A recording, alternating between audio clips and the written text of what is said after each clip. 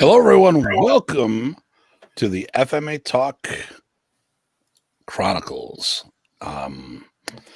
Crazy day. We tried a little different thing with the intro. PG Tye is remote. He is somewhere. I'm in Huntsville, Alabama. And it's been a crazy day for both ends. I was telling PG Tye, I went got a phone call this weekend. Hey, you know that pond we were going to update? Yeah, we're coming tomorrow. Okay. Go, hey, what are you going to do? What do you want to do with the dirt? Oh, we'll take the dirt. Then I come out a couple hours later. It's the size of a Prius. I don't know what I'm going to do with that much dirt, but we'll work it out. So, hey, you did a camp this weekend. We did. We had, a little over 20 people, I think, total. Day and a half of training, all the way into the dark, and starting out early in the next morning. So nice. It was good. We did some ranking. We covered all the everybody. We got a lot of great feedback. In fact, one young lady said it was the most fun she's had on a weekend for the last 3 years, and she's only 15, so that's like a chunk of her life. You know, well, there you go. I saw some of the reviews, and I haven't seen anything negative out there. Obviously, you must have got rid of the bodies. That's right. That's right. We got pigs out there. We're good. Okay. All right. So people are commenting because I didn't go there. Yeah, there we are. Hey, there's Mr. Rich. And hello, Chris. Hey, Chris. Gentlemen, I don't know who he's talking to. Mate, could that be us? They're talking to each other. Okay. I want to start off with something before we get into anything else. And there's just Mr. Jeremy, as usual. First of all, there have been some quasi-negative comments and interesting follow-ups about the show. And I just want to let you know, those who haven't offended yet, the wait will not be long. But we are not trying to do anything that is going to go to tick people off. We're trying to put stuff out there, and we're basing it on our information and our position on things. Ty and I don't agree on everything. When we started with Datu's Corner, I was talking about rank certification and whether it should expire, because that's the way I was brought up. And we still do that, but we've modified what we're doing, because in modern, rank was more, teaching credentials were more tied to your rank than it was any certificates. And we're going to be talking about that today. So if anyone disagrees with us, take a number. No, but if people we want guests on the show. So if someone would like to talk about some of the things we said, that maybe you disagree with some things and you'd like to, do a point counterpoint type scenario, and not a debate, but I mean, bring your stuff to the table, and who knows, we don't know which side may agree or disagree. We may come together in the middle. Who knows? But the biggest thing that we're talking about is Remy Praesus Modernis. And I knew Professor since I was 19 years old. He died when I was 35, 36. I knew him pretty much the entirety of my adult life. I had a different relationship than everyone else did with him. He had a unique relationship with everybody. And mine was a little different than others.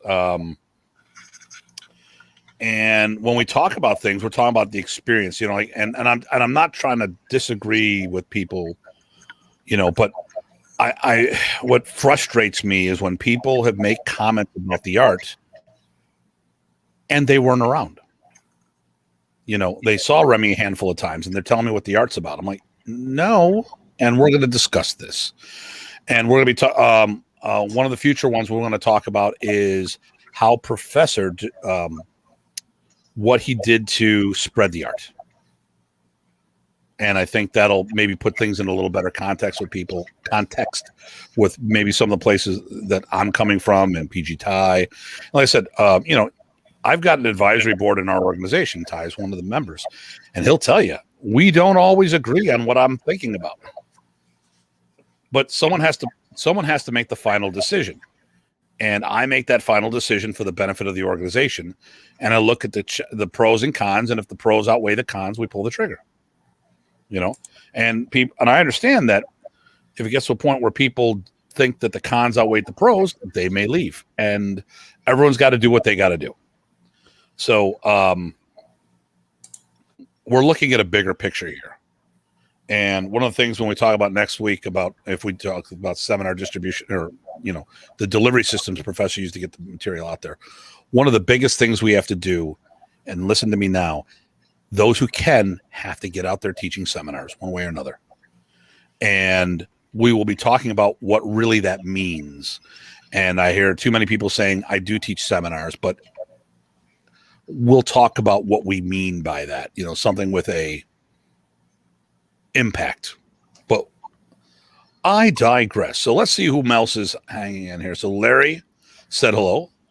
So first of all, Chris and Rich are from Michigan. Jeremy is Northern Ontario. Larry is Durango, Colorado. I don't want to say California. That's where the Durango kid's from. At least that's what I heard on television. Mr. Wolf, how you doing, sir? All the way from Metro Columbus, Ohio, for lack of a better term. And we have Mr. Mason, another person from Northern Ontario, PG Craig, and Alvin Salamat. Hey, Alvin, where are you?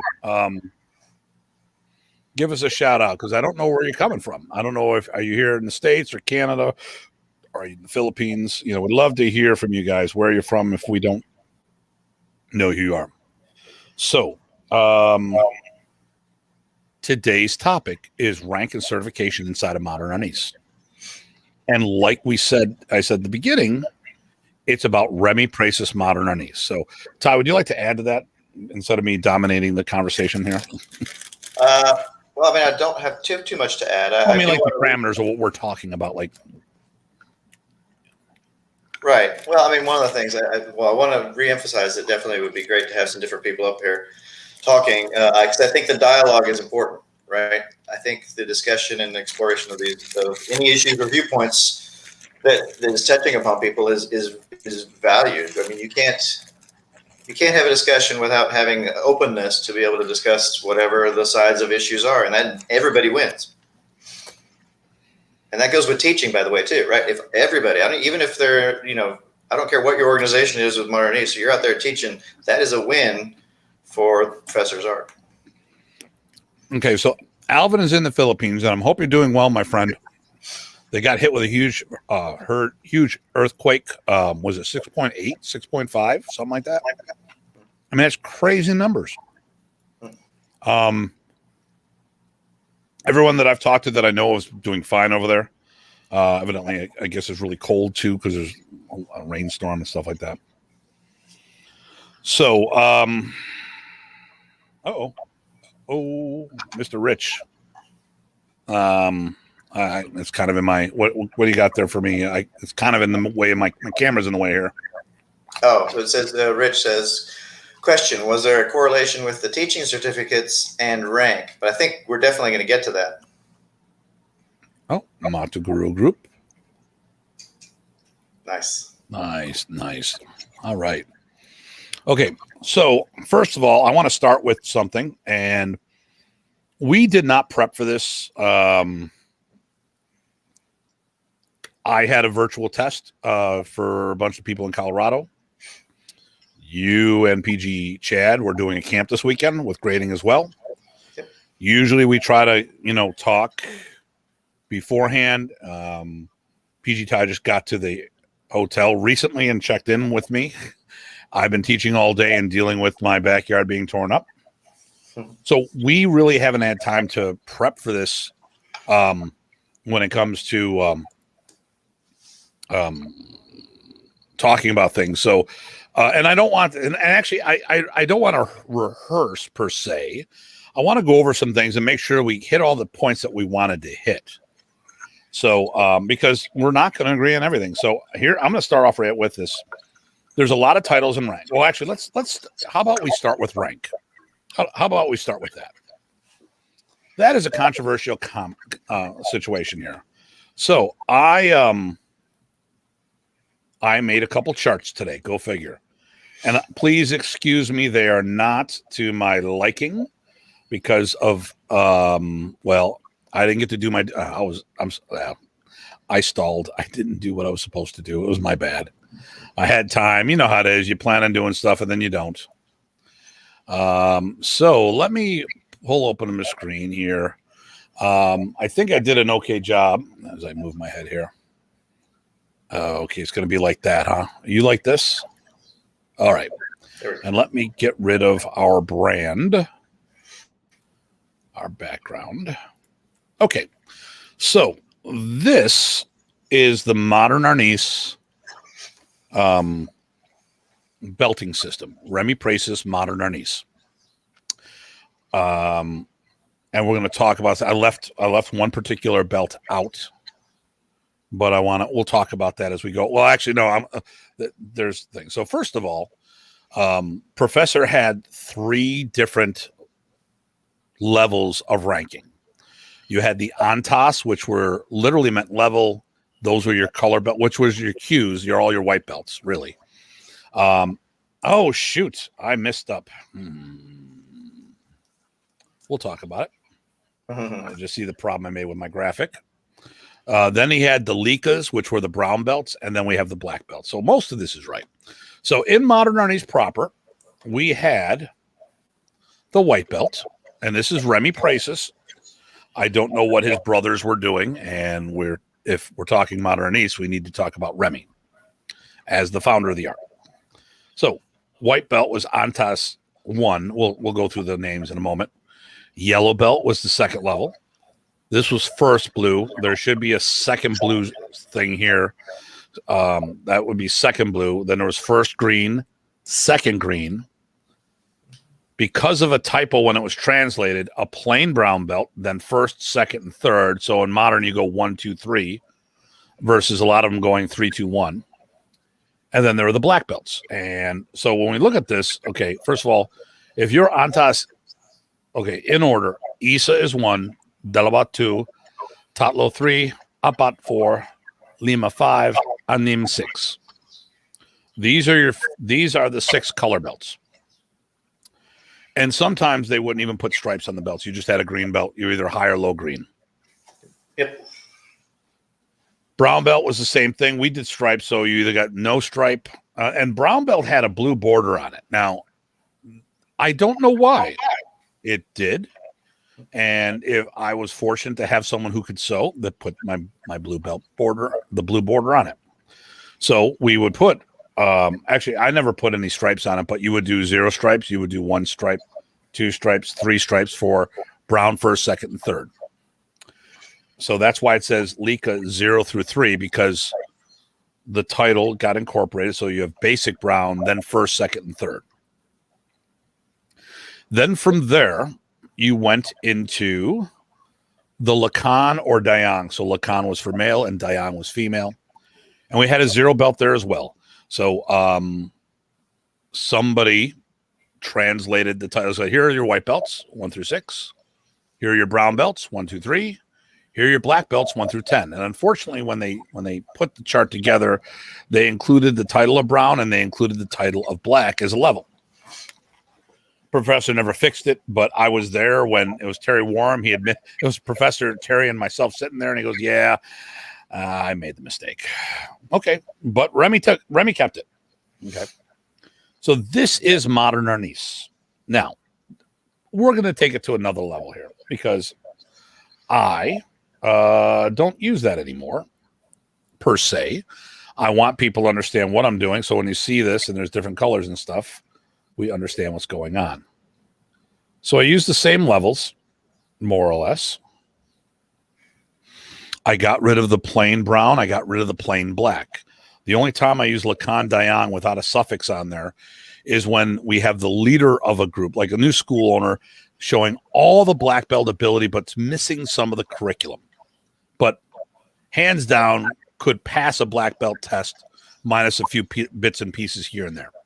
You know, if it was like you have to pass on 100%, no, they wouldn't do it. But if you're giving credit for, you know, all the other things, they got it. You know, so that can only be given to the head of a school, the way we do things. You know, the head of the training group leader. So what I did is I still keep the same title. So the levels are Antas, Isa through Anim. And the first thing I did, because if you interact with the martial community, especially if you're doing tournaments, you need to be on the same page with them. And blue belt in some systems are quite high, just before brown belt. So I'd go to a tournament. So the first thing I did here was I took the first degree blue and turned it into orange. I took the second green and turned it into a purple. I got rid of the plain brown. So the Lika Isa is a brown belt. Lika Delawa is a red belt. And Lika Tatlo is a half red, half black belt. When you promote people, they like seeing a new belt. What do you think about that, Ty? No, you're right. In fact, so a lot of times you didn't mention it. So sometimes what will happen on the two blues, you might you skip one, right? Depending on how you got it at major camps and how much you worked, etc., how often you saw them. What we ended up doing to make sure that was used is we put an orange there as well. So it's kind of funny that you ended up doing the same thing independently. It's just a handy grouping. Plus, as you say, when you're doing tournaments, white, yellow, orange always go together. So you put a blue person in there, and everybody starts losing their minds. I used to have to bring my grading chart with me all the time because I had to chart white belt to 10th degree black because I put in my rank curriculum. So someone would say something. What's this blue belt doing in the beginners division? And I pull out something from my lapel, hand it to this guy. He look, oh, okay, whatever. Yeah. But I mean, these are colors and numbers. As long as the levels are the same, I think everybody would agree that it's pretty easy to follow. Yeah, yeah. Now, you know, and here's the other thing. You bust your butt. You do all this work. And then you because obviously most people charge for their belt grading. And they charge you, $30, $50, $60. And what do you got? Wait for it. A piece of electrical tape that goes on your belt. Doesn't really go over too well. Okay, let me see here. What do you got? Funny. And that's true. Chris is making a valid point. Yeah. But if you go hang out in the Philippines, or listen, when I'm working out, you see me a lot of events. I don't wear a belt at all. Yep. Our regular classes, everybody's in comfortable outdoor clothes. We're at a park, and we look like everybody else at the park, except we got sticks and we're hitting everybody. Now, I own a commercial school, and I understand the differences of things that you have to do different things, and it helps retention and seeing the difference. Because, sometimes you need that visual thing. I mean, look at the military. They've got a stripe on the uniform or a bar on the uniform for every different rank. No different than that. So when people start making comments about it, I'm like, well, if it's good enough for the military, it's good enough for me, right? So. Well, and ultimately, it doesn't matter. We were talking about that at the camp today. I mean, there's a lot of leeway. As long as the material's all covered, there's a lot of leeway what you want to do with the lower ranks, because guess what? In the grand scheme of things, if we're all sticking around, the color ranks are a snapshot in time. It's just a constantly changing whatever the heck it is. And let's go in here. Who put the belts in the system? Remy. Yep. So, and he put that in there for a reason. Okay, so I'm going back and forth between two screens here. Orange and purple, different colors for the ranks. It's handy. It makes it easy. Yeah, you know what? I don't have to. Here's the other thing. I don't have to look at the end of the belt to see how many stripes they have. It's simple. Or count. Yeah, you're like 1, 2, 3, 4, 5. Okay, so we're going to do, and this is what I do in the WMA. And what I'm going to do is one more. It's what we do for black belt. And this is actually, the funny thing is, Remy said something about this to me, and I got it later. I didn't get it when he told me. So this is what we use for our black belts. So I know it's a little rough. So right here, once again, we don't do Lacan or Dayang just by itself. Except with certain exceptions. So 1 stripe for first, 2 stripes for second, 3 for third, 4 for fourth. But here's where it changes. I take this in from Kempo. There's a bar for fifth. So now it's a bar plus 1, plus 2, plus 3, plus 4, and then 2. So in the organization, I'm wearing the 10th degree for my organization, But this is what we've done this since let me see. Well, we've probably had this for 10 years now. Trying to think when I did what. We did, it's been at least 10 years. I went back to the red border. I was going away from that for a while. I had a belt that didn't have a border, but I had the Filipino script and the Kempo striping. Here we go. Well, so ranks again. Here we go. And I've got it written for you guys. So the prefix would be Lakan or Dayang, male or female designation. And the suffix would be Isa. Now, everyone, please, it drives me crazy. Read how it's written. I've had people since the split up send me letters, and then they would sign it incorrectly, like they'd spell Tatlo wrong. And I just felt that it was a no-win scenario, and I let it go because if I pointed it out to them, it would cause issues. And I just said, I screw it. If they don't know better, it's on them. But Isa is for 1, Dalawa, Tatlo 3, Apat 4, Lima's 5, Anim is 6, Pito 7, 8 is Walo, Siam is 9, and Sampu is 10. Okay, so I'm going to close this window. While you're doing that, can I talk about real quick about the blank Lakan Dayang real quick? Sure, by all means. Since we're on that or around there, one of the things that often comes up, right, is it was always probational, right? And I think you and I know that wasn't always the case. In fact, I can tell you that mine wasn't probational. Mine didn't have a date on it. And at the same time, and I think this happened around some of your people too, there was a time where some people got straight Lacan, some people got straight Lacan that was probational, and there was a difference made there. So it wasn't always probational back in the day, even still, or at least not consistently, put it that way. So before we get any farther in this, we're talking how Remy did things. Now, I took a little sidestep there to show how I do something. And let's talk about Remy. I remember he saw David Hoffman had 5. Okay, and I brought here's my belt. So this is the one I wear. Okay, and it's got a script on the other end. Speed up, I need a new one. It's funny. You want your entire uniform to be immaculate, but you want a ratty old belt. Because evidently it tells you how hard you worked out. Then you had the Century selling the pre-faded black belts at one time, which I thought was hilarious. Well, Remy didn't care about a lot of stuff. I remember I asked him about if I could use a sash, and said he didn't care. Same color scheme, you're good to go. So remember, I sometimes use a sash. So David Hoffman comes up. He's got 5 stripes on each side, and Remy's like, "What is this? Look, he thinks he's 10th degree." I go, "No, Remy, he's 5th. He's 5 on each side." Oh, okay. Years later, he goes to me, "Tim, you should put the stripe on the belt." I just looked at him and go, "Where's yours?" He looks at me and goes, "Shut up, Tim." But I get it. Yeah. Here's one I'm working on right now. I have a belt rack I'm having done. And people are, what they're doing is they're going to do, it's all for 1st degree and higher.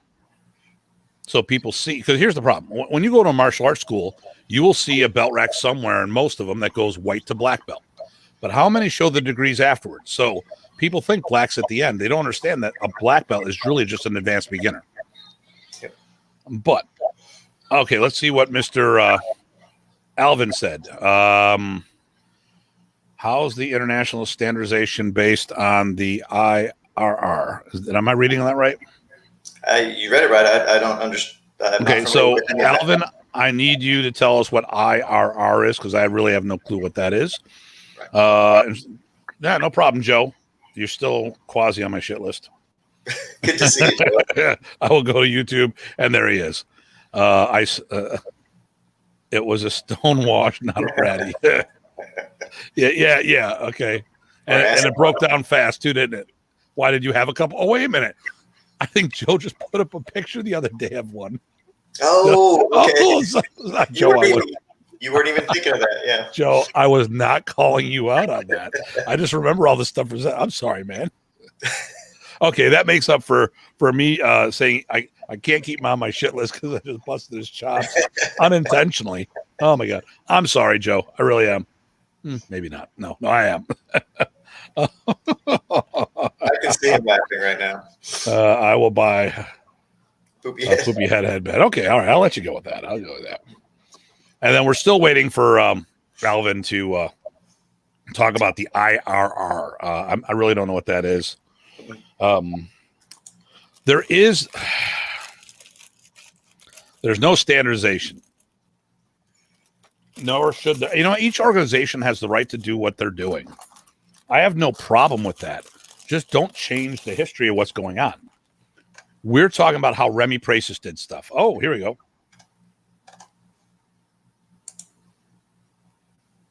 Yeah, so who would be okay. You see that? See that? I don't know. So if you're saying a governing body, who would that governing body be? I'm curious to hear about that. And this might not. Yeah, we'll see if we can stay this on a good course. So let's start off the bat with something. While Remy was alive, the only rank-driven title that I know of was Grandmaster. In the book or whatever, 10th degree was the Grandmaster, and that was it. Everything else, before we go into this, there were no rank-driven titles. What are your thoughts on that, my friend? I don't know who you're talking to, but yes, I was going to. Well, that's you. You're my friend. There you go. You're my friend too. We're all friends here. So I agree. I mean, I don't know either, but there's a lot I don't know. But I don't know of any other ones. And looking at it from the other end, right? We used to have, and I know you're going to get to this, but I'm just going to introduce them here. Basic instructor and advanced instructor certification. I saw people get those at a variety of different ranks. So again, that's direct proof. At least those two were consistently not tied to a rank. There may have been a minimum, but I couldn't tell what it was because you could get a blue belt with a basic instructor depending on if that person was on a good path. I was a blue belt when I got my basic instructor. There you go. I think I was green, but yeah. Okay, let's go to the film here. Let's go to another file here. I'm going to share.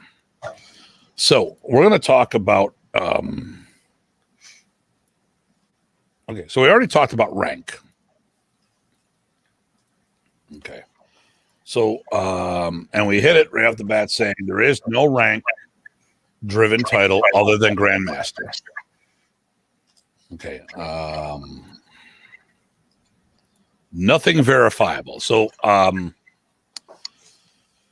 this was not my first certificate. So right here, advanced instructor certificate. Yeah. My basic certificate was done in 85, 86. Okay. Oh, so Rich Mitchell was there. Oh, wow. Yeah, Terry Warham. That's Remy's signature. I don't know who these two were. Maybe Richard Roy. He was there. Oh, there's Rocky. Yeah, I was going to say, that's got to be Rocky. Awesome. That's Rocky. All right. Rocky pops up. Okay. Oh, here we got a couple of things. So let's see what Joe's saying. I heard that rank belts and modernities were denoted by the trim and allegedly progression. Yeah. Yeah. Professor did talk about. Yep. Yeah, he did talk about theoretically a full red belt, and I think that's what the Filipinos are wearing, the red belt. The anti-modern Ernie's belt, the red belt with the black border versus the traditional one. Professor always wore the same belt. Matter of fact, most of the belts he had, he got from me. Constantly, he'd come to the club and look on the wall. Oh, Tim, this is a nice belt you have here. Go ahead, take it. No, I didn't buy it. Go ahead. Who's got the other one? Because a lot like, okay, who got my belt? Who got the last belt I had? Who got the other belt I had? So and a lot of the modern East people, they got the belts from me. I'm not saying got promoted. They physically purchased a belt for me because I had someone who was doing them. And Fisticuff Guild, how you doing? Okay.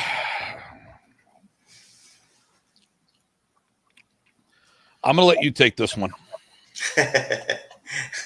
So if the question, I think he's asking about the WMA right now, I think. So assuming if you're asking the WMA, then the president and the chairman of the organization is the guy with the finger on the top of his head right there, Datu Tim, Grandmaster Datu Tim. And I was going to add one thing. So there is a little bit of weirdness, and so I know where you're coming from on some things. Keep in mind that the IMAFP is different and was the Philippines chapter of IMAF. IMAF was, back in the day, centered in the U.S. So that's where we're coming from as far as where we're coming up, I think. Would you agree, Tim? Okay. So I would like to know what organization specifically Alvin's talking about, but the IMAF was the mother organization, International Modern East Federation, ran by the late Grandmaster Remy Amador Praces. Yep. That was based here in the United States. Yep. The will that's been posted has a whole bunch of us, myself included, that were supposed to form a board and a corporation and move forward with this. Okay. The Philippines was a chapter of the bigger organization. Because there are two different groups in Germany, there was no one particular chapter designated, because you had Gabriel Roloff and you had Dieter Knutel. So Gabriel was it for the longest time, and then Dieter joined, but he had his own organization. So the DAV. Well, I really don't know enough about what happened exactly with that, but the DAV has always been its own entity as far as it's been explained to me by them. And, they were looking at Ernesto at one time as their technical director, or their influence, and then Remy became their guy. I mean, but Dieter's always been the technical director, and then, who's he getting the source material from? And Remy was the last person there. Okay. So, and then Joe is still trying to find the oval IMAF patch. Yeah, the vertical oval. Yeah. I've got one or two sewed to things somewhere.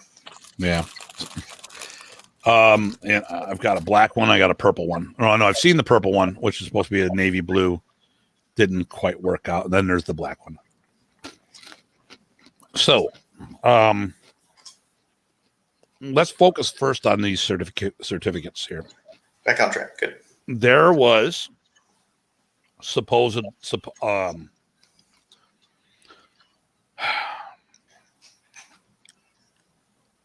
so with Remy, he always had basic and advanced. When I started doing my apprenticeship program and he saw how well it was working, he eventually implemented an apprentice instructor certificate. So to my knowledge, there's only 3 diplomas. I've heard people say that there was 10 levels, and Well, let me put things in a better context. In addition to being the guy in Buffalo, I was Remy's Can-Am director. So I helped with a bunch of things. So when I went to these camps, probably starting in '89, I started teaching at the camps. And anytime professor was in Buffalo, then I would be helping with them. Well, thank you, Alan. Yeah. Oh, Jeremy. One other thing that might pertain to this, and because we've heard it before, basically, if you were at a camp or had some significant time with Remy, no matter what your rank was, he expected you to grab someone and work with them. And if you needed to call it teaching, that's cool. You weren't a guru or anything like that, but you could call that some level of an instructor in a sense. I'm sure some people could take it that way. I still stuck to the two levels I knew about, and then the apprentice one fits in there as well, I guess. But I could see how some people could take it that way because we all had a mission to spread his art. Right. But there was only two to start off with, and a third. To hear that there was all these levels, I'm going to have to. Yeah. I would have to see said diplomas. And here's the thing,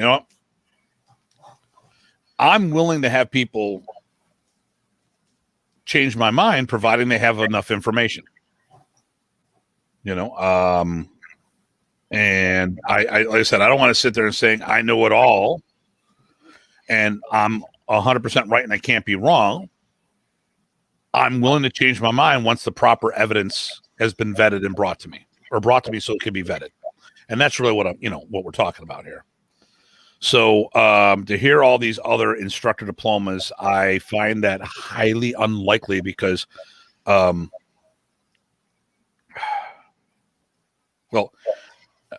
would have had one. Well, and you already had a ranking structure that had a bunch of levels, so I don't know why he would have two. It doesn't even make any sense.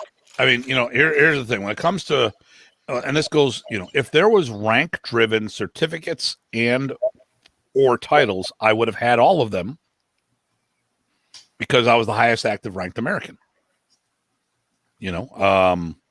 So, Guro itself, once I got my instructor certificate, I was addressed as Guru Tim. I didn't ask for it. That's what I was told. And Remy addressed me that way as well. As a blue belt, I was Guru Tim. This camp, I would have been a high brown. When I got this, and then the year after I became a black belt. But I was Guru Tim long before becoming a black belt.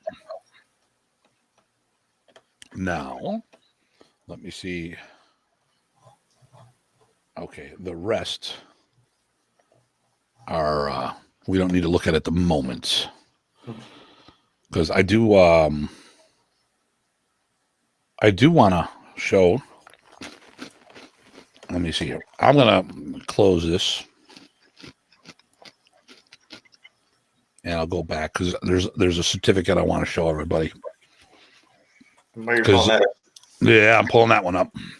That's interesting about the Guru for the instructor certificates. I never asked what they should call me, so I never found out. But I also got my advanced at Brown. But I didn't. I only asked Remy what they should call me after I had gotten black, and he said Guru, of course, and that was fine. So that's interesting. That's an interesting piece of data. See, I learned something new. Even old tired Ty. And who knows? That could have been because of my situation. That could have been. I mean, there's so many things that it could. When we talk about this stuff, we're talking based on our personal experiences. So someone had told me, "Oh, I was on the East Coast. We never did that probationary thing." Do you think that was the case, or do you think that maybe that person was just promoted straight to first degree? Because as long as I knew that was in play for a long time. What do you think about that? I know it started out where I was seeing more and more of them at the beginning, and then later on, so mid late 90s, I didn't see as many probationary ones, but you still saw them. But that yeah. Well, every rank was potentially probationary. Makes sense. Well, especially since he's going around the seminar circuit, camp circuit. I mean, you've got to make some calls, and you got to have some leeway to be creative with what you want to do and where people are going. Yeah, there were like I said, there's people who, well, it became more and more the way. And I remember there's a guy in Buffalo, we all tested together. He was training with my group, and at the end he went on his own. And we all came up to my house afterwards, and he was the only one that got a probationary rank. The rest of us were full Lacans, not Ishas, Lacan. I was an Isa. My black belts were Lacans. He was probationary, and the Lacan was like, well, I wish it wasn't probationary. I go, well, then you wouldn't be a black belt now, would you? And I just shut him right up. But he was the weakest link. He was a high brown. He improved, but not enough.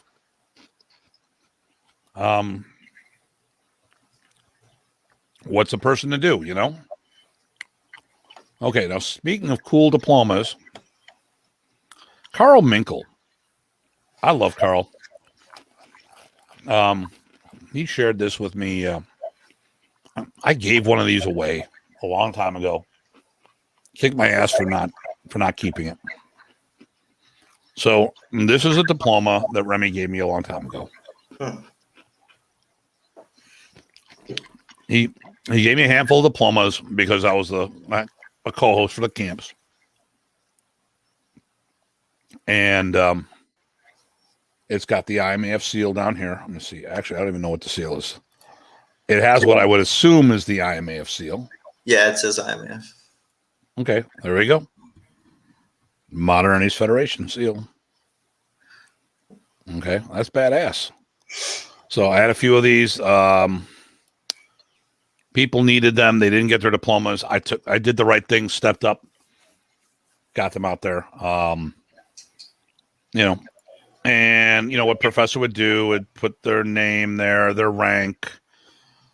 This was cool. Instructor. Now I was hoping that would be for their instructor. This is before professor did that printed one for me. So let me see if I can find that one here in my mix. Yeah, I agree, Jeremy. The photo is nice. What the heck is that? Okay. I'll get back to the comments. Diplomas. Okay. I have all my awards and stuff together. What was I looking for? Oh, this one. The printed name, yeah. So this was cool. This is my pride and joy. The other one was that last one. Oh, it was the one that I should have never got rid of. It's that car you never should have got rid of. That the girlfriends, you get rid of them. Actually, they get rid of us. We just say we got rid of them. Who we can. Guys, we're stupid.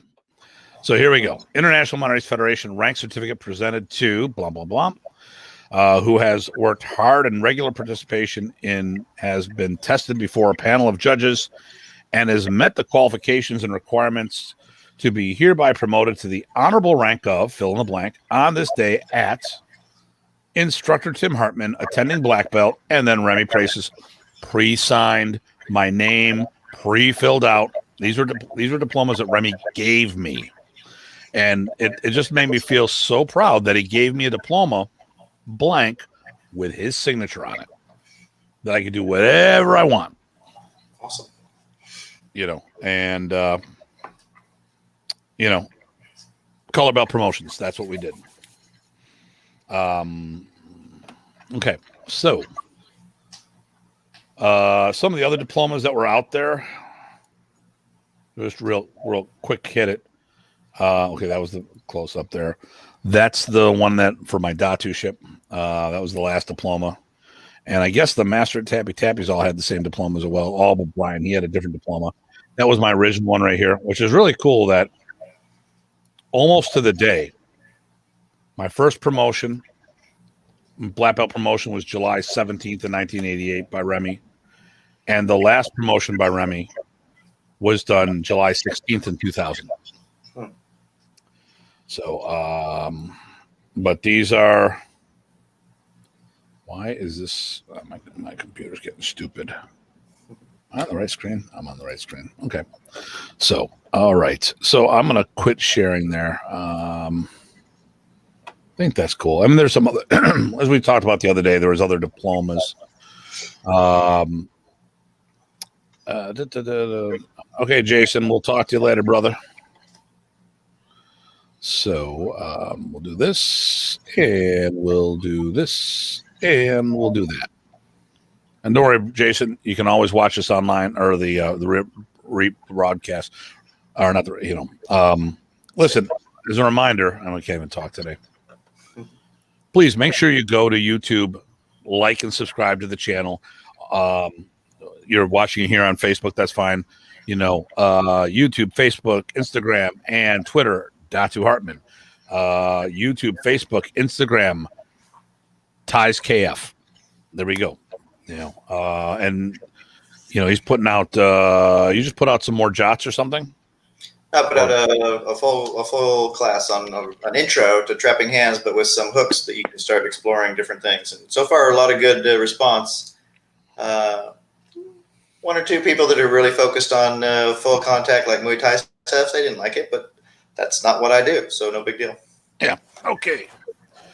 All right. So let's see here. Did you pay him? So what titles did Remy give multiple times officially? Guro. Yeah. Okay. So when it comes to titles, a lot of them were one-offs. The only one that was consistent, I would say, was Guro. I don't know of any other title that was consistent. Ty? Not so consistent as in used a bunch of times at a particular rank. Yeah, I would say okay. There's okay. We're gonna get into the specialty ones. You're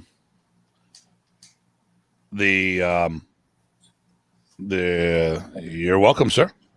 We're gonna get into the ones that are going to be like okay. So Datu's Mats, Punong Guros, those were handed out like special occasions, but not a everyday.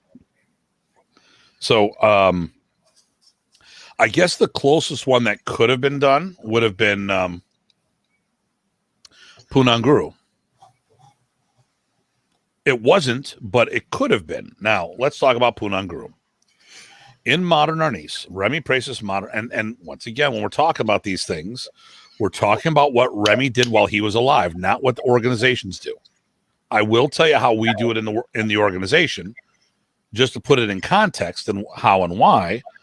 Like I showed the belts, so we're all on the same page. But when we're looking at things, we're talking about how Remy did things, and the way the DAV or the way the WMAA or fill in the blank does things are not what Remy did per se. So, Punong Guro, there was only 2 given out.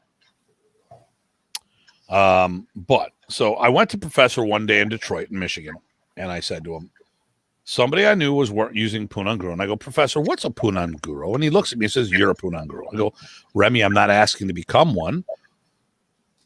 What is it? And then the students started hearing, they came over and go, so then I switched from Remy to Professor because, I never would, actually it was always Professor. I refer to him as Remy because there's too many professors to keep track of. but I was like, Professor, what's a Punong Guro? You are. And, so basically we started talking about it. He goes, listen, you are a guru.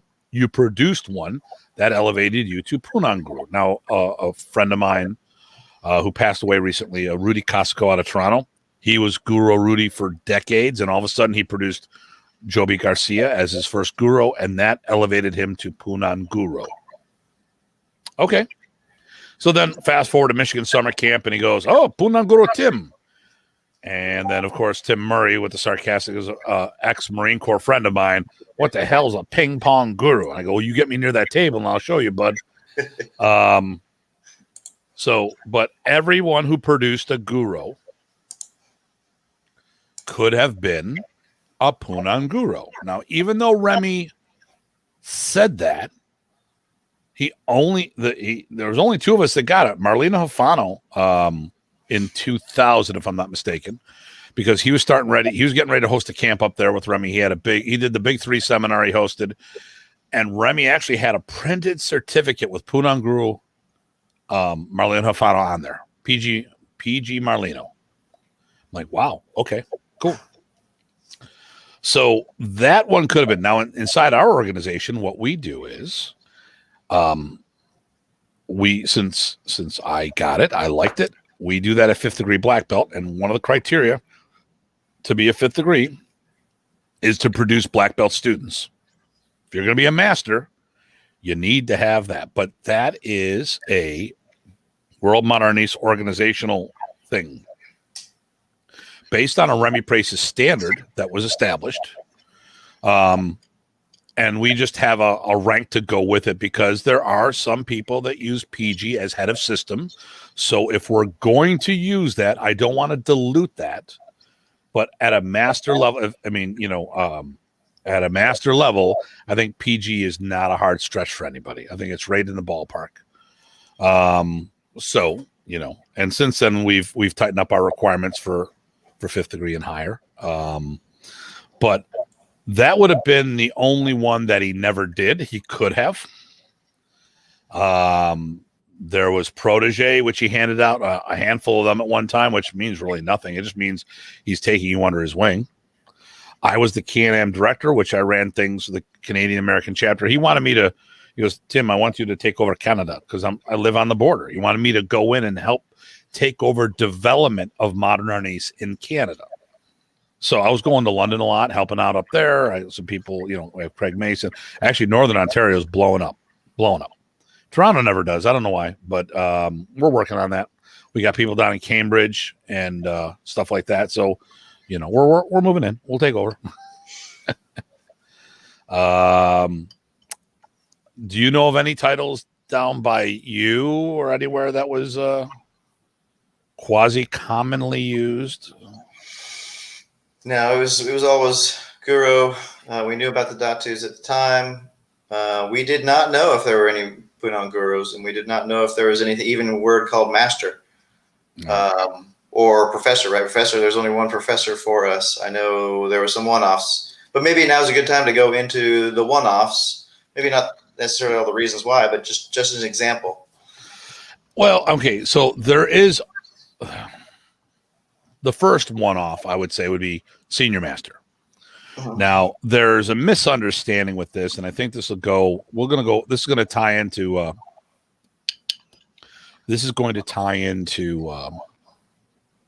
Master Tappy Tappy. Well, because I'm pretty sure that this was the precedent that was used with it. So Dan Anderson was a 6th degree black belt. And then years later, he was promoted to senior master. Not a numerical rank. He was given the title of senior master. What that meant? It's a title. Senior master. Okay. I don't know. So, that was it. I don't have any more. But there was a separation. How many years between those two, and how long, what year around was this? Do you know? Did you design the Can-Am patch? Got one on eBay. I don't know how you got one on eBay, but yeah, I did. Well, it was off of somebody else. People bought a bunch of patches from me. I did have those made. They were based off of some work that some other people did with Professor, and then, but yeah, I was the Can-Am patch. It wasn't a belt promotion. So, based on things, if there was a 7th degree in the States, they would have ranked Mr. Anderson. I don't think senior master trumped anything. I think it may have been a distinction of 6 degrees And I only know of one other 6th degree in the States, and that was Sifu Lowry, but I'm not sure when he became one. And I thought that was really kind of as he was leaving, as he was retired. He didn't leave on bad terms, but as he was retiring from martial arts, it was kind of I don't know. I just got the vibe that was more of a farewell promotion type thing.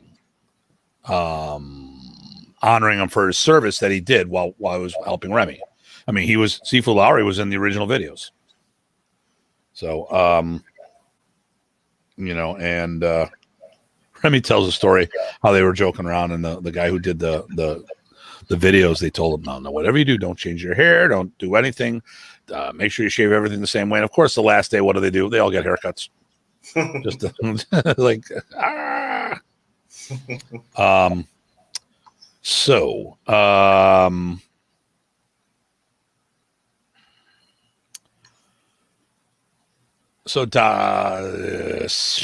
Master Tappy Tappy is a big question. So back to the original question, right? Were there ranks that gave you a title, or vice versa, titles that were associated with ranks? This might actually tie in right about here. So, in the other direction. Yeah. The mod is a rough one because I really don't want to, you got to, can you open up on this one? And then I'll do what I know about it. So let's see. At the time that the various Masters Tappy Tappy got promoted to Master Tappy Tappy, some one, maybe two, anyways, was 5th degree. And then I think some were 3rd. I don't think anybody was lower than that. But at the time they got Master Tappy Tappy, the ones that were not 5th were promoted to 5th, so that all the Masters of Tappy Tappy had a 5th degree. And I think that happened simultaneously, unless I'm mistaken. Oh, okay. So good. More info. That's all I know. And I know that 2 got promoted earlier, and then the other 5 got promoted shortly thereafter. Well, and that would be the thing about they weren't promoted at the same time. Okay. And the context changed. So, okay. So let's start off with the first thing. Master Tappy Tappy, no one knows what it means. Nothing has been verified. And contrary to popular belief, it was not created to take over the system. Because when Professor first gave it out, he didn't realize he had a health problem. So if we sit there and said it was the successors to take over, that would say the professor was quitting or thought he was going to die, right? Makes sense. I mean, So what happened? I was in Germany. No, I was in Plymouth, England, teaching a seminar, and I was going to meet Remy in Germany. He was teaching in Tunisia. I had been promoted to Datu already, and actually, we'll tie this in. In '99, professor offered to promote me to Datu. I turned it down because I wanted to test for my rank of 6th and Datu all at the same time. I didn't want to separate the two. I wasn't ready for my belt promotion, and I wanted it to be something special and work hard for it, not just a. Most of my black belt promotions I did physically. I didn't test for my Lacan. Someone took my time slot, long story. And then my Lima, my 5th degree was done. Professor said, okay, you're ready. As I was dropping off at the airport, he goes, you're 5th. And then I got my black diploma later, which I shared in an earlier episode. And of course, the ink faded, but you can see where he wrote the thing. And I am okay. There's the pot.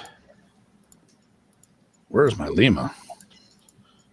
I've got a Lima around here somewhere. I don't know, but when you're looking for something, you can never find it. So so in 2000, I tested for my 6th degree and Datu, and I received it, and he introduced me as Datu Tim in at the Atlanta camp, where actually when he promoted me, all the would-be masters of Tappy Tappy except for Brian Z were at the camp. There were 7 of them, only 6 were in attendance. And then we went to Atlanta. That's when he introduced me as Datu Tim. Chuck and Jeff were there. Chad Doolin was there. Roland Rivera, if I'm not mistaken, was there. David Nung, obviously Bob Quinn, the host. Is that where the infamous quote that people don't understand came? Which one's that? The being introduced by Remy, being quoted, him saying, highest ranked, blah, blah, blah. Oh, no. So the highest, and we'll talk about this, I think later when we talk about the Datu, but I mean, the highest ranked black belt comment was actually at the Michigan Summer Camp. Okay. So, so let's go back to that one later. Okay. I was just curious. I was trying to reconstruct a timeline in my head. That's all.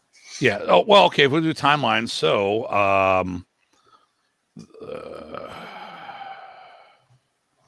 July 16th of 2000, I tested, and Professor made a big speech at the end of the test that it was the highest test in over 17 years. So that's 2000. So over 17. So even if it was just 17, it was the highest physical test all the way back to 83. So wait for it. Probably the highest physical test in the United States. Okay. If you said over 17 years, that might go farther back all the way to the Philippines. Who knows? And that's when he said I was the highest ranked black belt in the States. And so that was July. August, he announced to me introduced me at the camp as Datu. And then that October, we all headed over to Europe, and Professor was in Tunisia teaching, and he was having some equilibrium issues. And while he was there, he promoted Gabrielle and Jeff Delaney to Master of Tap. They promoted them both to 5th degree and Master Tappy Tappy.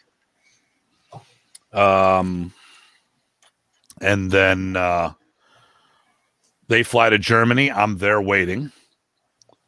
Or they, as in Gabrielle and Remy, Astrid, and Yamil. Jeff had flown home. So Remy Gabrielle tells me she got promoted. Okay. To 5th degree and Master Tappy Tappy. And then at the end of the week, Remy gets taken to the hospital. We're at the camp where it's supposed to happen. And he says, we say, he's not feeling good. Do you want to go to the hospital? He goes, yeah, let's go to the hospital. Hey, Chris. So we go to the hospital. He gets diagnosed. I'm the only American there when he gets diagnosed. Okay. So let me say that again in case you missed it the first time. I was the only American present during the diagnosis. The rest were all still in the States. Okay. I had time with him. He offered to promote me again. I said, no, let's not worry about that. It will get you better. Flew home, told Randy Shea, get him out of there before people take advantage. And based on the stories that I was being told, I thought it was going to be Dieter going over and potentially, hey, get him out of Germany before Dieter tries to take advantage of stuff, because I think Dieter did some things to hurt his image, but I think other people piled stuff on that may not have been his. I think people saw an opportunity to make it worse for him, and I think they demonized him more than he deserved. So, here I'm focusing on, the person that is talking about this, and then all of a sudden, a bunch of Americans fly over and everyone's promoted to 5th degree black belt and get the title of Master Tappy Tappy. Of the 7, 2 people, Brian and Randy, are the only 2 that were not already. They were the 2 that were 5th degrees. The rest were all 3rds and 4ths. Now, I don't blame Chuck or Brian for certain things because they weren't present. Chuck I think he had ulcers and was in the hospital at the time, and Brian couldn't get away because of family and work commitments. So, but who flew over afterwards was Kenny, Jeff Delaney, Randy Shea. Obviously, Gabrielle was there. I'm not sure if Jim Lattis was there or not. I don't think so. But they flew over, and a bunch of promotions were made. So after I said let's get them out of here before something happens, they go over. So, people, you can choose what you feel, but based on the optics, in my opinion, people took advantage of Remy's situation. Now, I will say this: I think he had intentions to promote all these people to Master Tappy Tappy. I don't question that was going to happen, but I don't think it was to take over the art. I don't think the title was the end all be all. Because once again, when the first two promotions happened, Remy thought he was physically fine. So, being a Master Tappy Tappy, what does that mean to you? You master a drill. Personally, and Chad Doolin has talked about this with us, and I've given him the opportunity to call bullshit on me because he was tasked to help out Jeff by Remy. I think it was a consolation prize for me becoming a sixth and a Datu, and I haven't been able to find anyone who really can blow a hole in that theory. It's my opinion. It's how I feel. But, and listen, I'm just talking about the optics. Randy, get him out of here before someone takes advantage and gets promoted. And then days later, people fly over and get promoted. How would you take that? So I don't think, I think he was going to promote him to Master Tappy Tappy. I don't buy that they were the end all be all. The one thing that's always been consistent with all of Remy's things is rank has always been consistent. Titles are inconsistent why people get things. But numerical rank is, and here's the thing. Let me ask you this. And please, anybody out there wants to call bullshit on me, by all means, I'll even send you an invitation right now to get on the show with us. I can do that like that, as long as you're a Facebook friend or send me an email address. So I can send you the link. But, at the end of the day, how do you say someone, okay, if they were the end of the comment was, this was the end all be all, then why stop at fifth degree? Why not promote them to sixth degree? Why not promote them to ninth, keeping yourself the 10th degree spot there, or promote them to 10th? Why would you stop at fifth degree? Oh, wait a minute. Because I was a six. That's how I feel. I might not be justified, but that's how I feel. And, the thing I've been very upset with as of late is that people, it seems that everyone's allowed to feel the way they do except for me. So, and now this is my, I'm just saying, listen, this is, maybe I think Remy wanted more for those guys. I really do. But if the title superseded rank, why bother giving rank at all? The comment they told me was, when Randy told me was, well, we turned fifth, which was junior master, into master. I'm like, really? That way they were all masters when we promoted them. Once again, saying that it was rank driven. And then they were given the title of master of Tappy Tappy. But here's where I think this ties into the Anderson's senior master promotion. I think people got confused with it didn't turn white, it's silver, you moron. At least I still have hair. Some of those others don't. I love Chris. Not you. You're not a moron. You're a super genius. The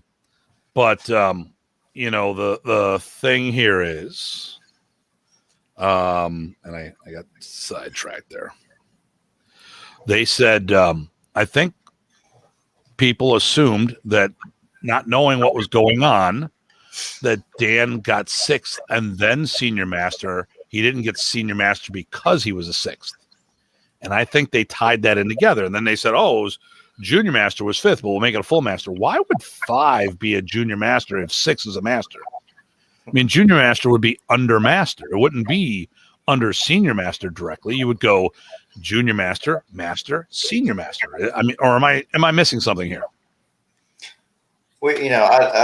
I don't know. I mean, one of the things I've always thought was master was fifth in most styles. It's not hard and fast. And in some styles, a master is just somebody who is a teacher of teachers, right?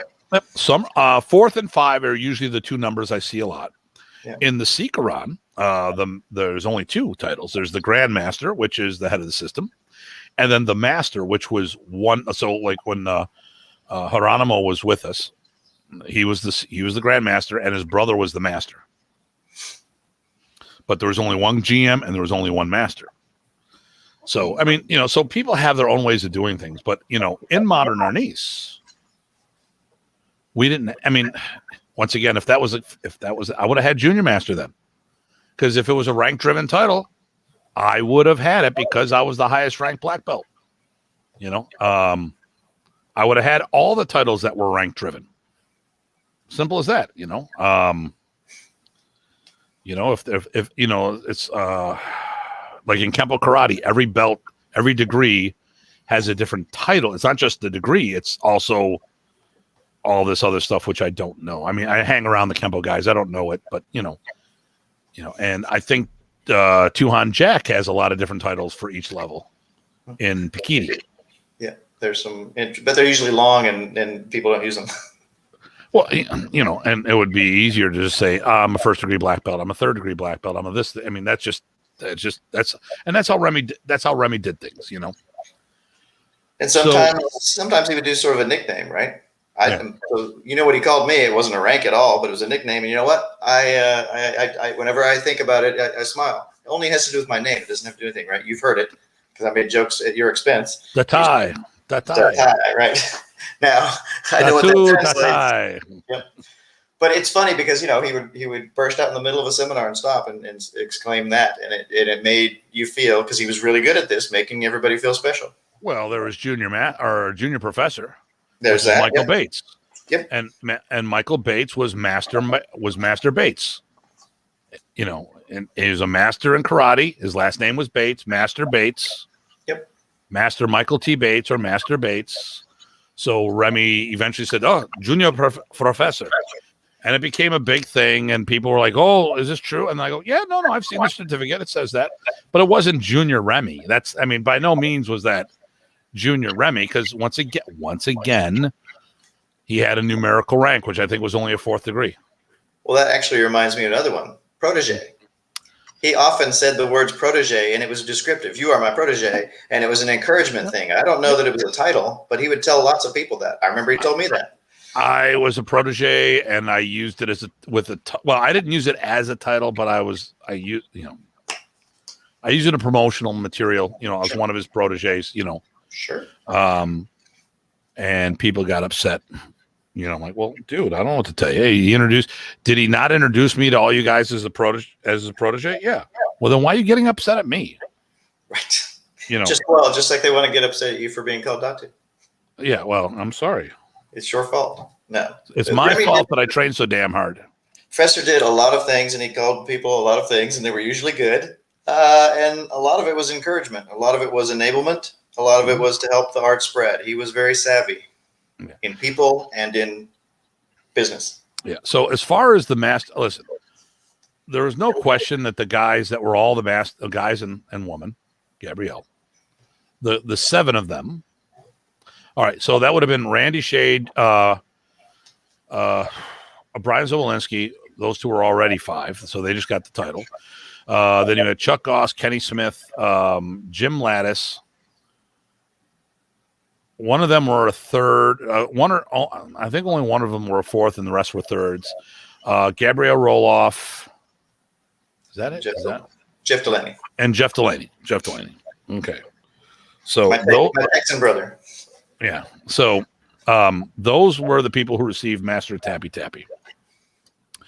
But the first two were issued out before Remy knew he was ill. And that was Gabby and Jeff. Which I go back to. It wasn't created to take over the art. Because here's the thing. You know what? We'll go with Datu for a moment. There was no question Bong Hernellas was being groomed to take over. No questions asked. Those who were around him would have seen. So that would have been like 87, 80. It came up recently. He may have been the second Datu. He may not have been the third. Him and Kelly were like right around the same time. At the end of the day, it doesn't matter because it's the six of us. But, you know, you do want to be somewhat accurate. So, but I'm going to go, I mean, with our list, I'm going to go with Kelly first until I see information on, I was told recently that Bong was 87 and Kelly was 88. So I don't know. And I checked my diplomas and stuff because I did a seminar with him, with Bong at the Michigan State Summer Camp. And actually I'm looking at him. I got, let's see here, December 3rd, 88. April 1st is when I got my red belt with him in 89. December 3rd. Yeah, 88. I think the December 3rd diploma was in Michigan, visiting him directly. And I think I know I met him in 88, maybe 80, maybe 87. So he could have been Datu. I'm not sure. But here's the thing. Remy was grooming. There was no question. If you were around there, you would have sat there and said, dude, this guy is it, you know. And he had life issues come up that took him out of the organization, that took him out of the life. It did. So it wasn't out of the organization. It took him out of the life. Then he shows up years later. And I go to introduce him as Datu, and Remy says, don't. Just introduce him. I'm like, okay. Let's not go down that path. Okay, here's a question. Boom. It's a good question. Okay, so are those ranks lost with Professor's death, or can people still get the titles? Okay, so I'm going to take that as are the titles still there to be given out? So, Ty, why don't you start this one off? So are the titles there to be given out, or the ones that he gave out, do those still matter? I think the last question is pretty easy, right? He gave them out. They don't disintegrate. So, yes. So. Or can people still get them? Okay. Well, that's the next part of the question, yeah. Okay, so, you know, okay, are we talking rank and or okay? Okay, I'm gonna say one thing. When it comes to rank, I still claim a sixth in Modern Arnis as by Professor. Everything else post Remy is organizational based. So that's what I'm going with.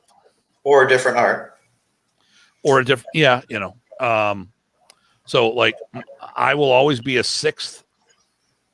And in Modern, at the time, that's actually 7 because it was black, then first degree. So 7th level black belt in Modern and Datu. And with Ernesto, it was a 9th degree black belt and Grandmaster. I can't change those.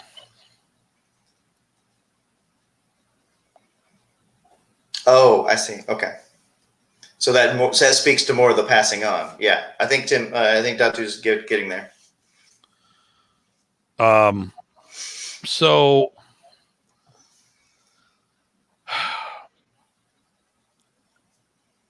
I'm going to say Datu. I'm going to specifically talk about it because we've gotten into fight. There's been people. I've really got an issue with people doing some things with Datu as of late. There was 6 of us. Okay, and that from Remy. This is the problem. Remy promoted in no particular order in a guideline that I have. Shashir Nakalo, Kelly Warden, Bong Hernellas, David Hoffman, Dieter Kanoodle, and myself, Tim Hartman. And I'm pretty sure that was the order. I know Dieter is butting heads with me right now because he said Dieter got it, that David got it in 2000. I vividly remember, Chad and I both remember around 94 Hoffman being a Datu. But, and that's both, and like I said, I vetted this with him. Whether it's Kelly or Bong, don't know. But like I made my comment, it doesn't matter because the 6 of us are all Datus. Now, the Datus were hand chosen by Remy Praces. The Masters of Tappy Tappy were hand chosen by Remy Praces.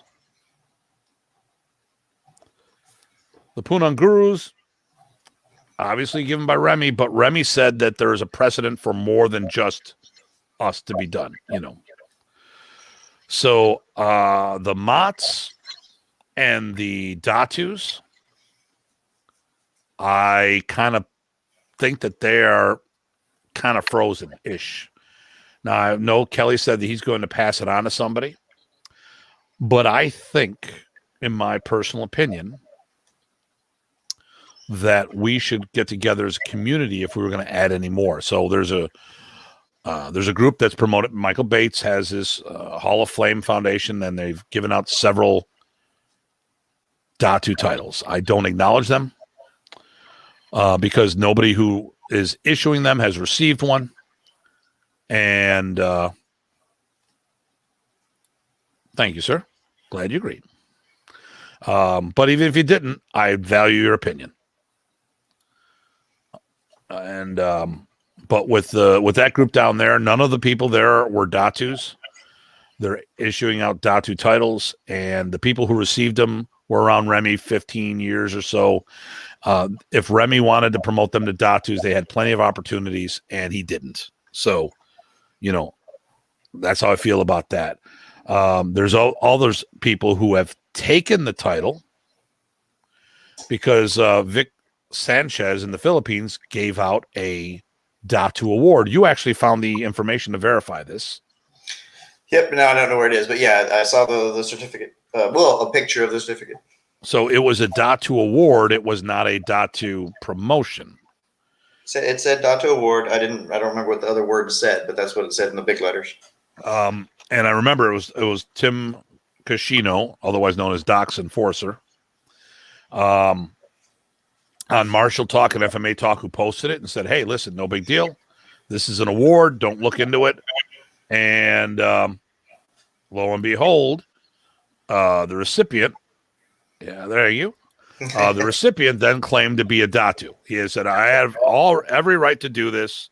And there's several of them. It was Tom Bolden, if I'm not mistaken, Bram Frank, and Jerome Barber. All three were issued the Datu award. I think the Acosta, one of the Acosta brothers also received the Datu award, was going for Datu for a while, and I think may have changed that since. But it was an award, at least for the latter three, or the forward, the Jerome, the Bram, and the Tom Bolden. Well, and there's a point here I think that people might get lost. I mean, just going to butt in. I don't have Datu, I don't have Master of Tappy Tappy, but what I have seen in martial arts, I've been around a year or two, it seems like to me that there's a difference between a one-off kind of a title that doesn't have precedent in other related arts and ones that do. So if you have a system that you got Sigongs or you got Kyoshis or Hanshis or Renshis or things like that, and there's precedent, even if it's not associated with rank, that's a different situation or a different conversation about who can give those out later, right? Because there's an established tradition of those titles. Does that make sense? And so I think what's different about Datu and Master of Tappy Tappy are that those are one-off creations by Remy, because I don't know of any other Filipino martial art that uses Datu. Datu is arguably by some persons. I mean, before Remy used it. Yeah. I mean, other people are using it. They didn't. I've seen Datu in rank. I've seen the Philippines put it in rank. And they also say we have titles of Raja and all this other stuff. And I think that was to devalue the Datu. That's just my opinion. I mean, I know it's a loaded term and everything like that, but I'm just talking about where it came from when Remy gave it out. It was fairly special. Yeah. That's what I'm getting at. So let's address the Datus specifically. Hey, Rob. So, okay, so we talked about the 6 who were involved, and I'm gonna just get into MST is in the house. Yep. Chris is everyone's fan club. I need to sign him as a exclusive here. Chris has got to be my fan club president, and the hell with everybody else. And you can have him on weekends too, Ty. So it's all good. There you go. There is a fan thing that Facebook now has, is like greatest fan or something. Those are the labels you can give. I don't know how to do it. I think it's automatic, but yeah. Okay. So I talked to Remy once about what a Datu was. Okay. And his comment to me, oh, it's not velvet. It's not velvet. You've been, it's a tablecloth. Come on. I just added for color, you idiot. Good one, Rob. Yeah, that's what you get when I train Rangers. Well, no. I don't teach Rangers. He was a Ranger, and he trains at my club. Okay, I'm an ambassador of the martial arts. Okay. There you go. That hurts. Yes, it does. Thanks, Jeremy. Okay. All right. So, so when I asked Remy, I go, what's a Datu? And he goes, I am not getting an Elvis painting. Oh, wait, who's Elvis painting? I don't have one. I had the album though. But when I talked to Remy about what a Datu was, he's like, it's like being knighted. Simple as that. And we know in some cultures in that region, it's like being knighted. It's the tribal leader, the leader of the tribe. Now, I've heard a couple different things. Kelly Warden has said it's more like you're licensed to go out and do your own thing, kind of research and development stuff. I don't buy that. I just don't think that was the case. I think that may be the way he interpreted things. I mean, here's the thing. If you talk to a Filipino, if you've never talked to them before, you need to ask the same question multiple times over a period of time to get the right answer or even to get something close. What are your thoughts on that? I mean, stereotypes aside, I mean, that I've had to really figure out what was behind the meaning. And so, yes, you do have to pull the thread pretty hard and pretty over a long period of time often. It's not racist. I mean, because English was Remy's 4th language. Right. I mean, it's hard to express things in one language into another and get it right in one try. No matter who you are. And I would constantly ask the question over and over again, and I would get a little more of the answer, or it's like, oh, wait a minute, he didn't understand what I really asked. I just got a different answer. Okay, I'm going to ask it again in a month.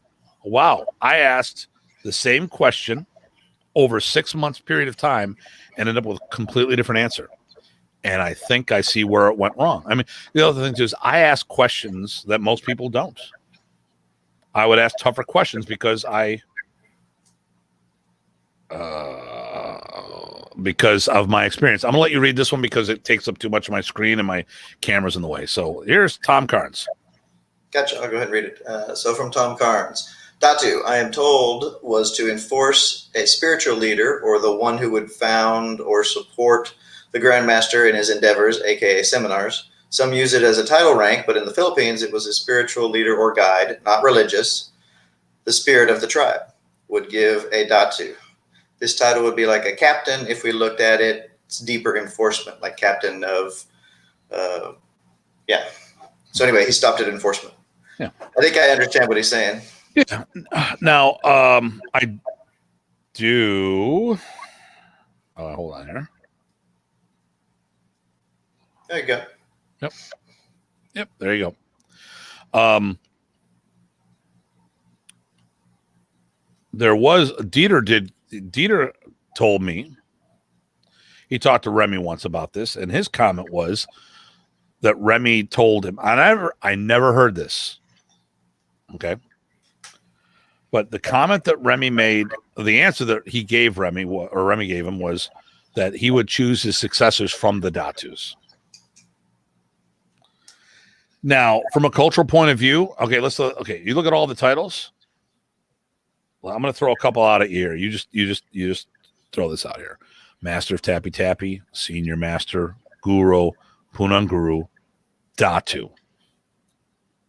Culturally speaking, what do you think has the most significance of them?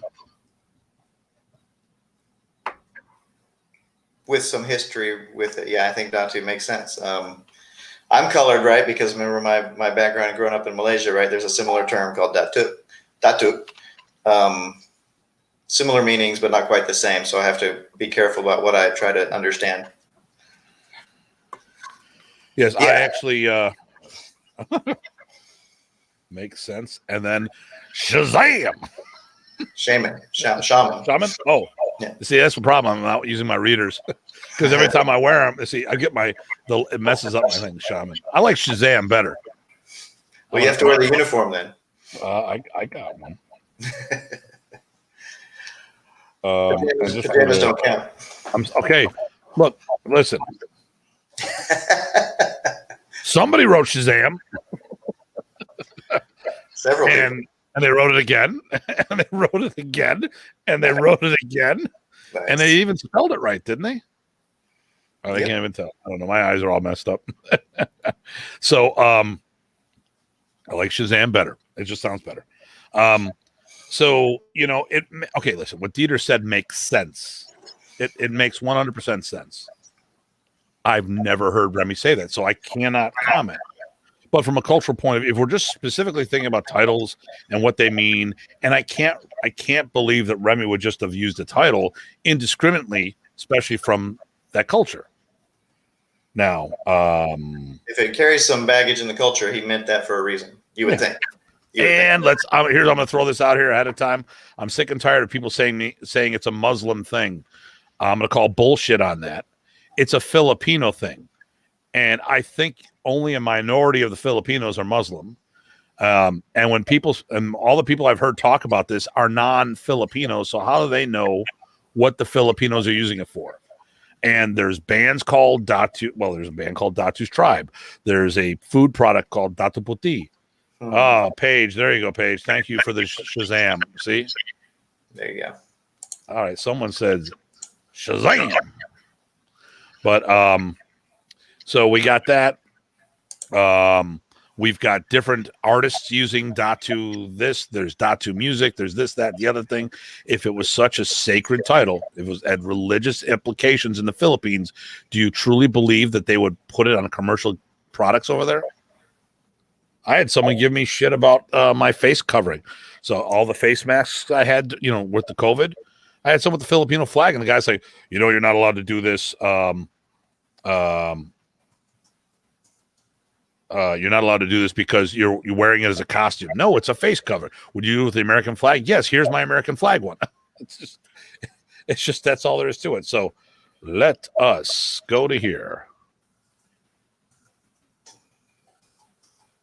Okay. It means Datu is the only one in the org. But there were 6.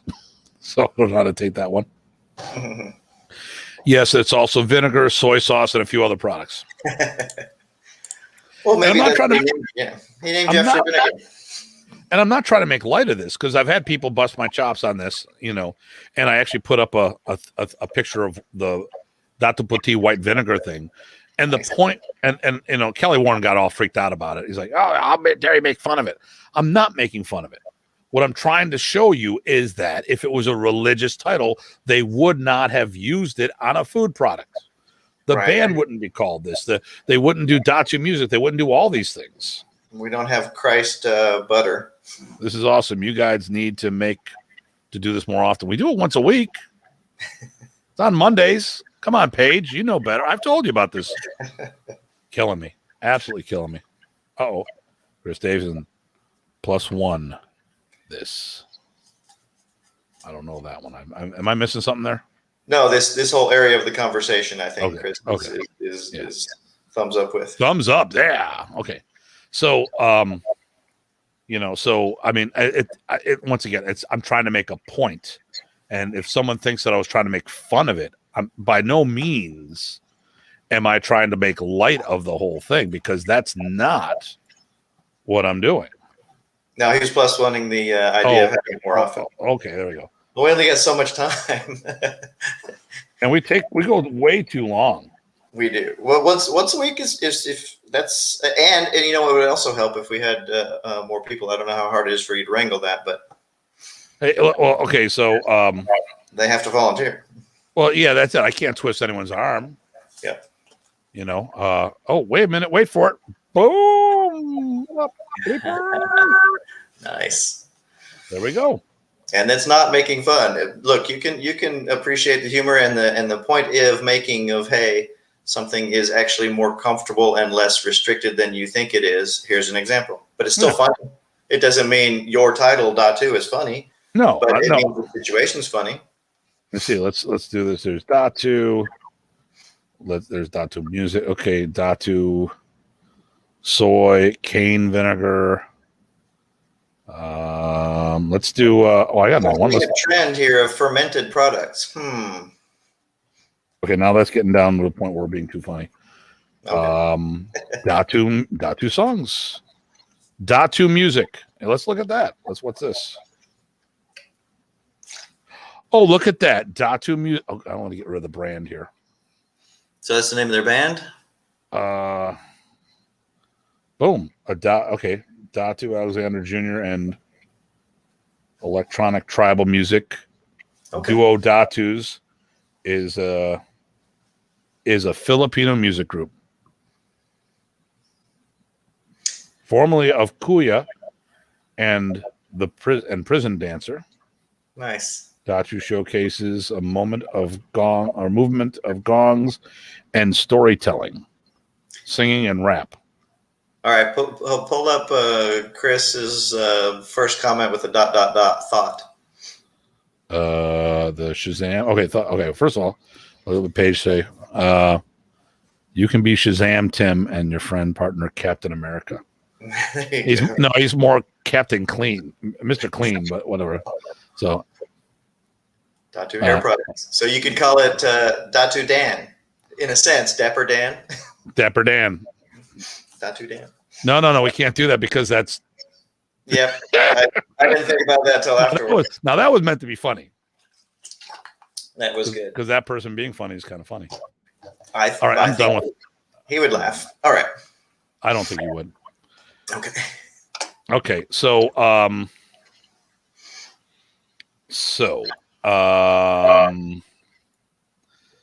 the big one's coming up. The big title's coming up soon, but we're not going to. Actually, I'm going to step away for a moment. Why don't you entertain everybody, or actually talk more about this? I'll be right back. I just, emergency broadcasting system break. Talk more about this. Well, it's funny, right? Because I'll go ahead and ramble for a second.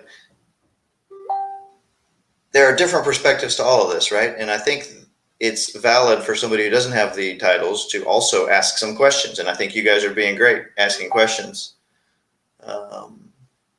Sultan, right? That's a good one from Tom Carnes. I can't pull up comments, but Tom Carnes writes, okay, the other that would be more Philippines is Sultan, right-hand man to the king. Sure. And they had sultans also in Malaysia.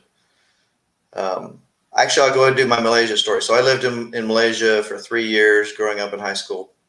Very related language, especially in the southern Philippines to Malay and Indonesia. Datuk, D-A-T-U-K, is related to D-A-T-U. There are some overlaps and there are some differences. The only way it comes in that's similar is if the idea was to promote the leaders from the Datus, that actually fits the way the Malaysian leaders rotated amongst the 12 tribes. The Datus would rotate for the king of Malaysia. So anyway, just some background there for fun and profit. Now we've got Datu Tim back. You making fun of me? No, didn't get around to that. I would have. Oh, what do we got here? I read that one, but I didn't know what I wanted to say about it, but I get it. It's not modernese. No. Well, it wasn't, at least until Remy died. Who knows? Yeah. Well, and once again, we're talking about what Remy did. I keep pushing this. If you see in the middle of our brand, Remy A. Praces Modern Arnis. The brothers, Remy created the art. The brothers, when they got old enough, helped with the development of the art. And eventually, each brother's expression changed enough to merit being called a different system of martial arts. And while Ernesto was working this out, he was still using the name Modern Ernie's probably way too long that he should have been, and we bump heads with people because they don't get it or they refuse to get it, where it's like you're doing things on Ernesto's martial DNA. You're teaching you're using Remy's name, but you're using Ernesto's system. That we have a problem with. But okay, what did Miss Page say here? There is a Datu food. There is Datu food. Mm-hmm. It's called chicken wings and blue cheese and ice cream. Yeah, we go. A lot of Cone King ice cream. Right. By the way, it has I can't. Okay. Tracy. Oh, I liked it. Oh, she was good. Yep. I don't know. I thought that was odd too. They called her Lacan. I didn't know that. Yeah. Or I don't know why. I don't know what the story is. And Chris Davidson says Kempo Joe. All right.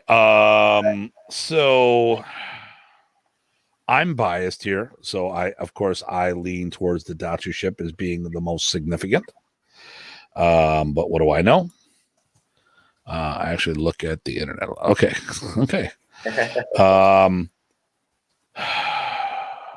I think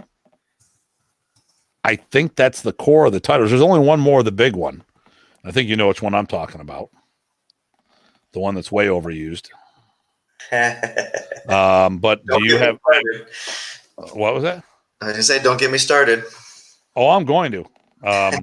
Can you think of any other titles we want to talk about, or if there was anything other than the big one? Oh, you already talked about Master. There's all the different teacher ones. So there's some that have been used. I don't know enough about them to talk about them. So I think we'd have to save those.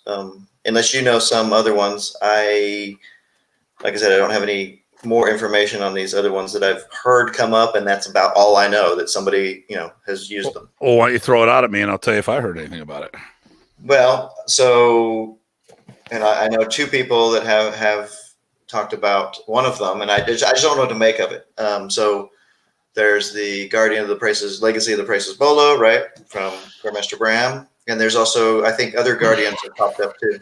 Funny, you should make the comment on that one. It's really a question. I'm trying to figure out, what can I learn? Well, okay. This actually came up the other day. I think things are possibly okay. So I'm looking for my file. Guardian of the Praces Bolo. That's the one we keep hearing, right? Mm-hmm. So before I go down that route, please tell me, what are they saying about said Praces Bolo, so, to make sure I'm commenting on the same gist of what we're at.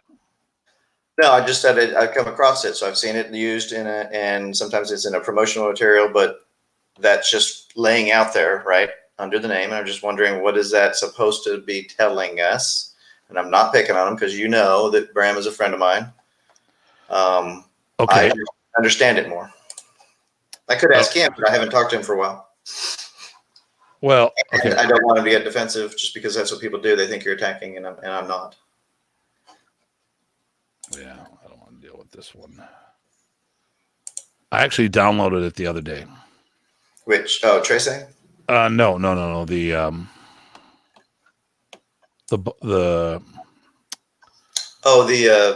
certificate. Yeah. Okay, so basically, first of all, as far as being a guardian of the Praces Bolo, that Remy allegedly gave him said bolo.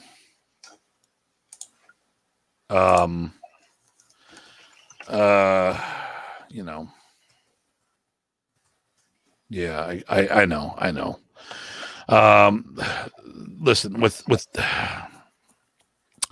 As far as listen, Remy left as a political refugee of the Philippines. He grabbed whatever he could and left. I doubt very much he brought some family bolo with him to give to Brem. Plus, it's just a bolo. It's not a big deal. It's a bolo. As far as the certificate goes, I saw said certificate, and that came from the IMAF Philippines. It did not come from Remy. Mm-hmm. That's the only one I've seen. So when we talk about this, we have to make sure we understand that this is not a Remy Prices thing. Mm-hmm.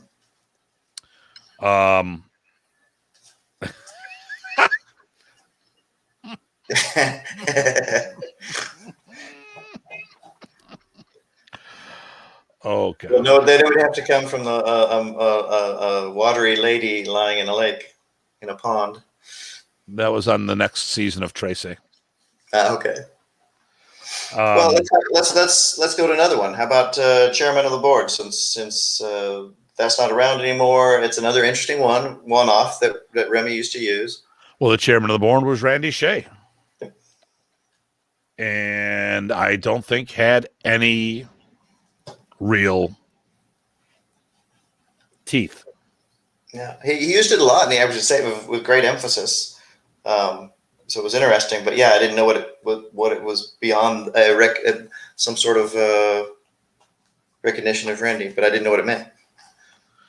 Yeah, I just think listen. Remy used some titles, and some of them were maybe a little more fluff. Well, I got a good example. So you know my friend Raymond. You've met him several times. So Remy, whenever you see him, instead of exclaiming "Datu" for me, he would say "Raimundo, King of the World."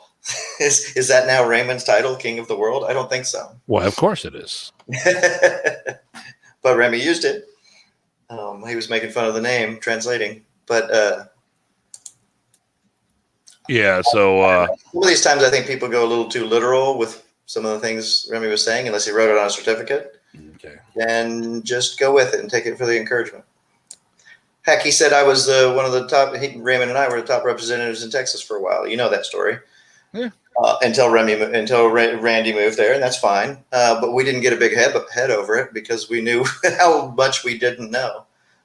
So okay, great. It would have been better hands with you guys. Character building, yeah, it could have been. All right, listen. Well, did you cover all the points you wanted to cover? Are we going off in weird land? There's the big one. Oh yeah, let's do that one. Okay, the big one, the big enchilada. I was actually just looking to see if I can find the diploma of the other, but I cannot find that diploma. So I think Rob's got a handle on the big one. Yeah, and then there he goes, and then of course Chris is saying the big one. All right. Oh, did I find it by accident? Probably not. Nope, didn't find it. Okay. So the big one, Grandmaster. Okay, I have a real hard time with this one. First of all, my Grandmaster title comes from Ernesto Prices. It is through Combatant. He promoted me to 9th degree black belt in 2007 with the intent to promote me to 10th degree. He looked at me as Remy's top guy. This was his endorsement of me. And the top guy words, that's his words. You're not trying to paraphrase him. Am I correct? I don't want to put words in your mouth. I just want to be clear. He said I was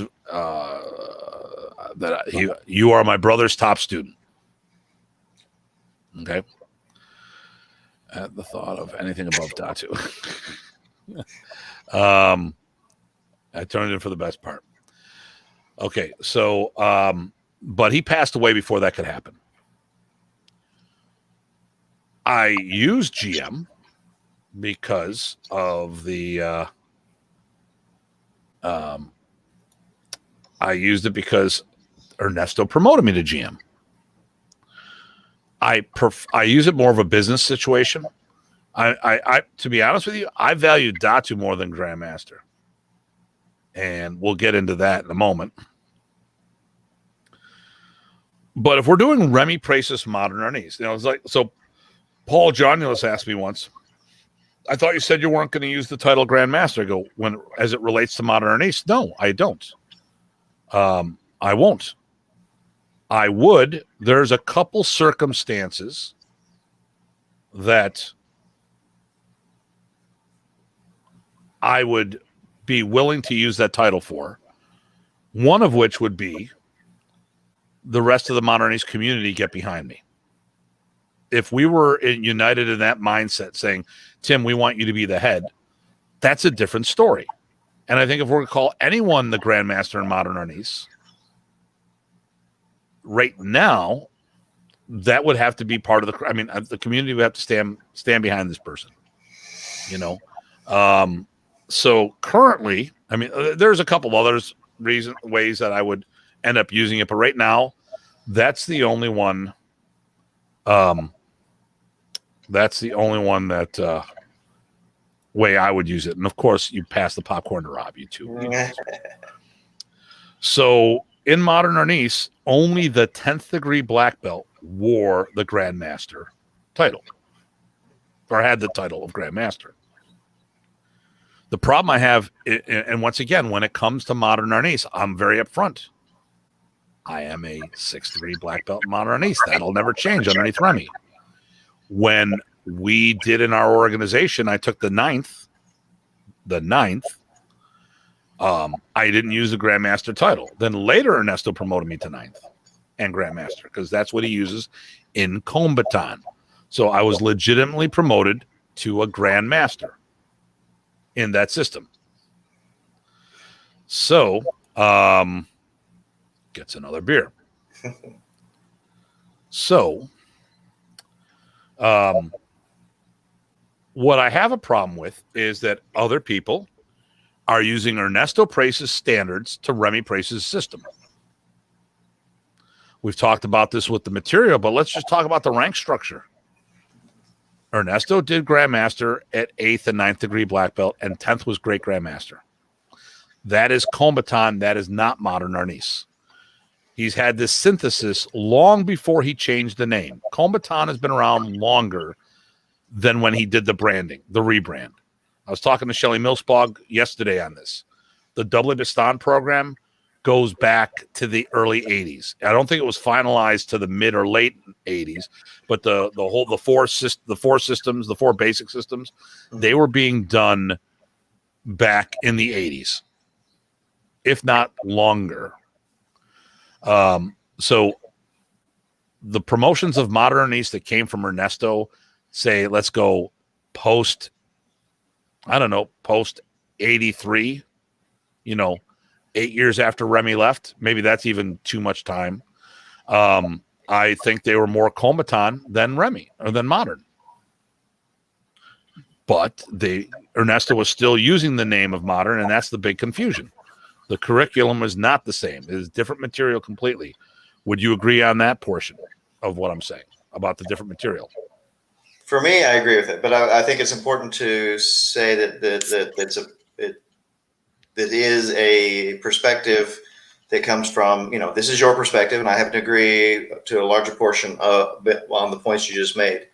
But that is a perspective, right? If you have a different perspective, and I get it, here's where it can be difficult. If you're on the other side of that, you wouldn't necessarily know, right? Or feel, or even be concerned about those developments. That's what we're butting heads with right now. People think I'm getting vibes from people by things that we're going back and forth with that I'm trying to pick on them, or I'm trying to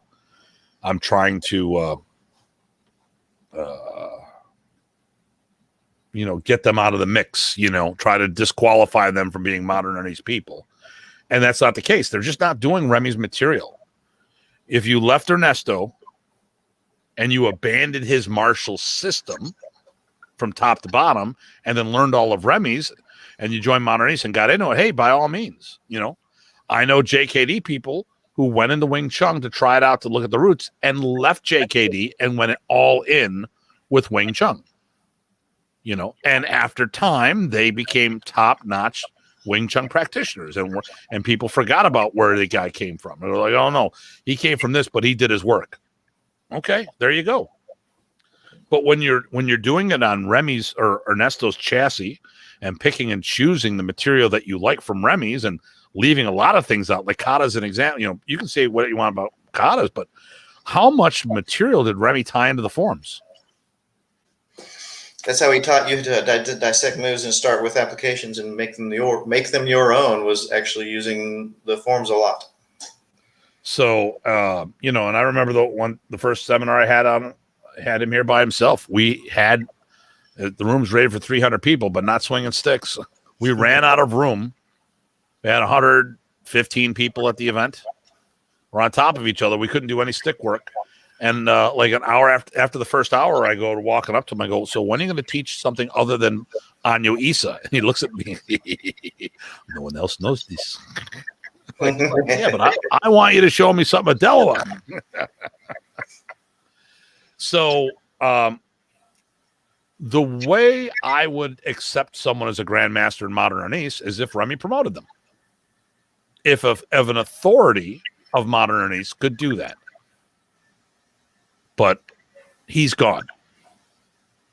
So when I go around and all these people are claiming grandmasters, and like when I'm in the Philippines and I see all these people over there, and then now there are a bunch of people over here, you know, I got an issue because in modern Ernest, there was only one. And the question here is this, for those who are wearing the grandmaster titles, what are you doing that merits that? I mean, to me, if you're going to wear a grandmaster title, you should have a cadre of students, a bunch of schools underneath you, traveling, getting the word out, doing seminars, doing camps, stuff of that nature. Not teaching in your garage or your basement a handful of people. Okay, listen now. Punong Ted Buat, Anchan Bakan wanted him to take over Balintawak. And the community referred to him as Grandmaster Ted Buat.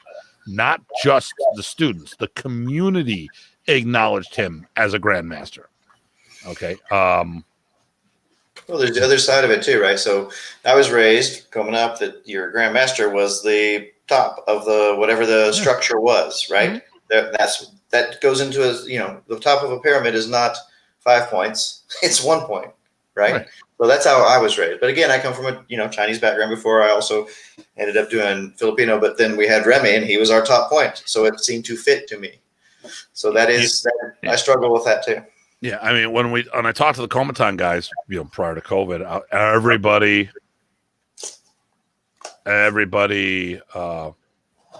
wow, I can't do that one. Sorry, Paige, I'm not putting that up there. Ty, you can put it there, but I'm not putting that up there. I can't highlight stuff. Okay. I won't do it. No.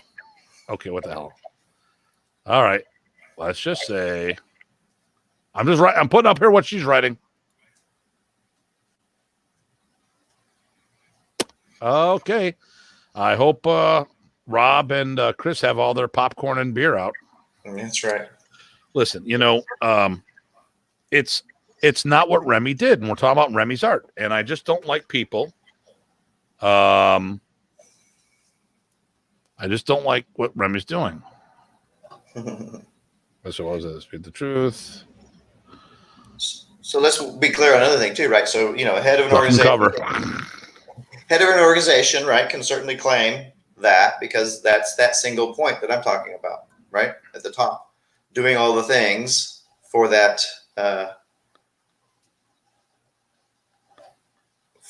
thing, right? You know what I'm saying?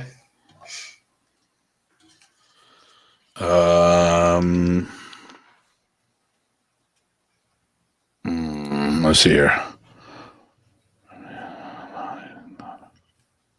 That's a question we can't ask him. I mean, Remy issued the Datu titles, right?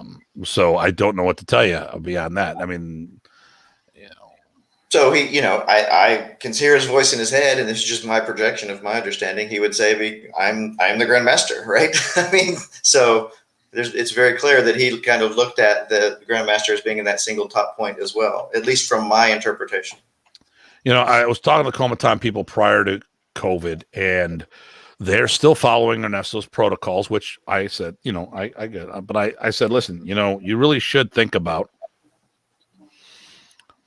slowing that down. I don't think 8th degree should automatically be Grandmaster.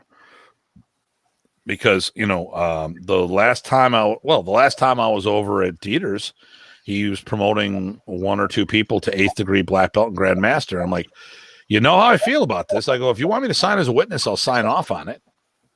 But I really had a problem with it because they're not Grandmasters in modern Ernie's. You're putting a Comaton structure on Remy's program, and there's way too many. And that was one of the things I was talking about with the Comaton people is like, listen, we should restrict it at least. If you're going to keep doing the title thing, maybe restrict it to 1 Grandmaster per country, at least slow the roll. I mean, what's going to happen? You're going to we're oh my God. You're getting more GMs than we have students. Come on, what's the sense? I got an idea. If you're going to promote someone to Grandmaster, maybe they should produce some black belts. Quantity. Maybe they should be doing some seminars. Quantity, not one-offs. But you're talking about an organization. Let's talk about an organization. Ty, what would you define as an organization? What's some of the criteria? Well, you'd have member schools. You would have them distributed geographically in some way, shape, or form. You would have a structure and a curriculum. You would have a governance kind of approach of some sort, right? That's sort of what I look at as for an organization. As far as Grandmaster, the other thing that I was thinking about, if you want to say master is a teacher of teachers, and I know that's not the definition, but it is sort of handy. If you were going to accept that, then a Grandmaster should be some levels of go deeper than that, right? So then that implies that you've got a history of developing people who ideally are also developing people, right? You're spreading this art. That's just one way you can also kind of think about what could a Grandmaster be doing that would matter for his Grandmaster or her Grandmastership. Heck, I'm not hardly anybody, but you know what? I have students who have students who have students. I think that's awesome. It doesn't say anything great about me, but what it does do is it says there's a continuing legacy, and that's, I think, important, and that there's a growth aspect that. So you're carrying on. You've got 3rd generation students. Yep. 3rd generation students. That's not what we talked about the other day. We have 3rd generation students in our organization teaching seminars now. Here in the Philippines, no rank of Datu as far as I know. Yeah, whatever. Right. It was unique to Remy, and he decided to do it. Nobody asked him to do it. No. It's just, So let's go down here. Let's see some things here. So you said we would need to have something. I don't know. Let me see here. See if I can get it straight. So you'd say we would need to have an organization should have schools. Oh, you mean like these North American locations right here? Sure. So we could use examples of organizations. Yeah. I think two good examples, of organizations, and not to be partisan or anything. I think WMA fits the bill on some of what I described, and DAV certainly does too, right, for organization. Oh, look. Oh, here's our international listings.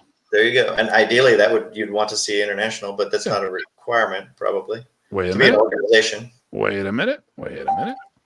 You also said something like, I don't know. Curriculum. Really? Like a written curriculum? Yeah. Something where each belt, there's something, so you understand where you got to go. And everybody can see. Go figure. So what was the other things? Some governance type structure. which again, I think both, again, WMA and DAV have.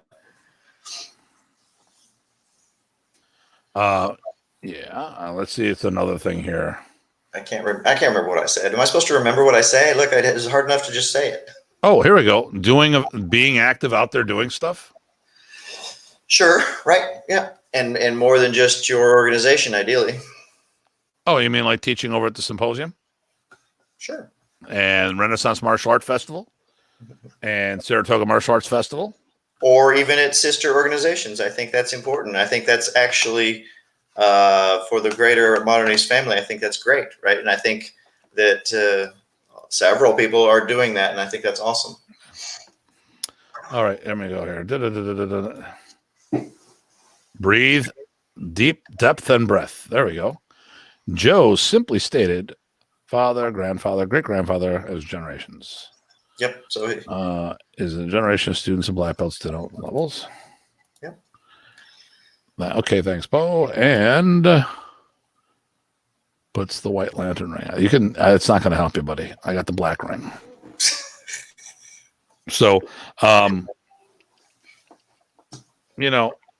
not okay. I really have a problem with people using the Modern Ernest Grandmaster, especially if they're not doing stuff for Modern Ernest. Like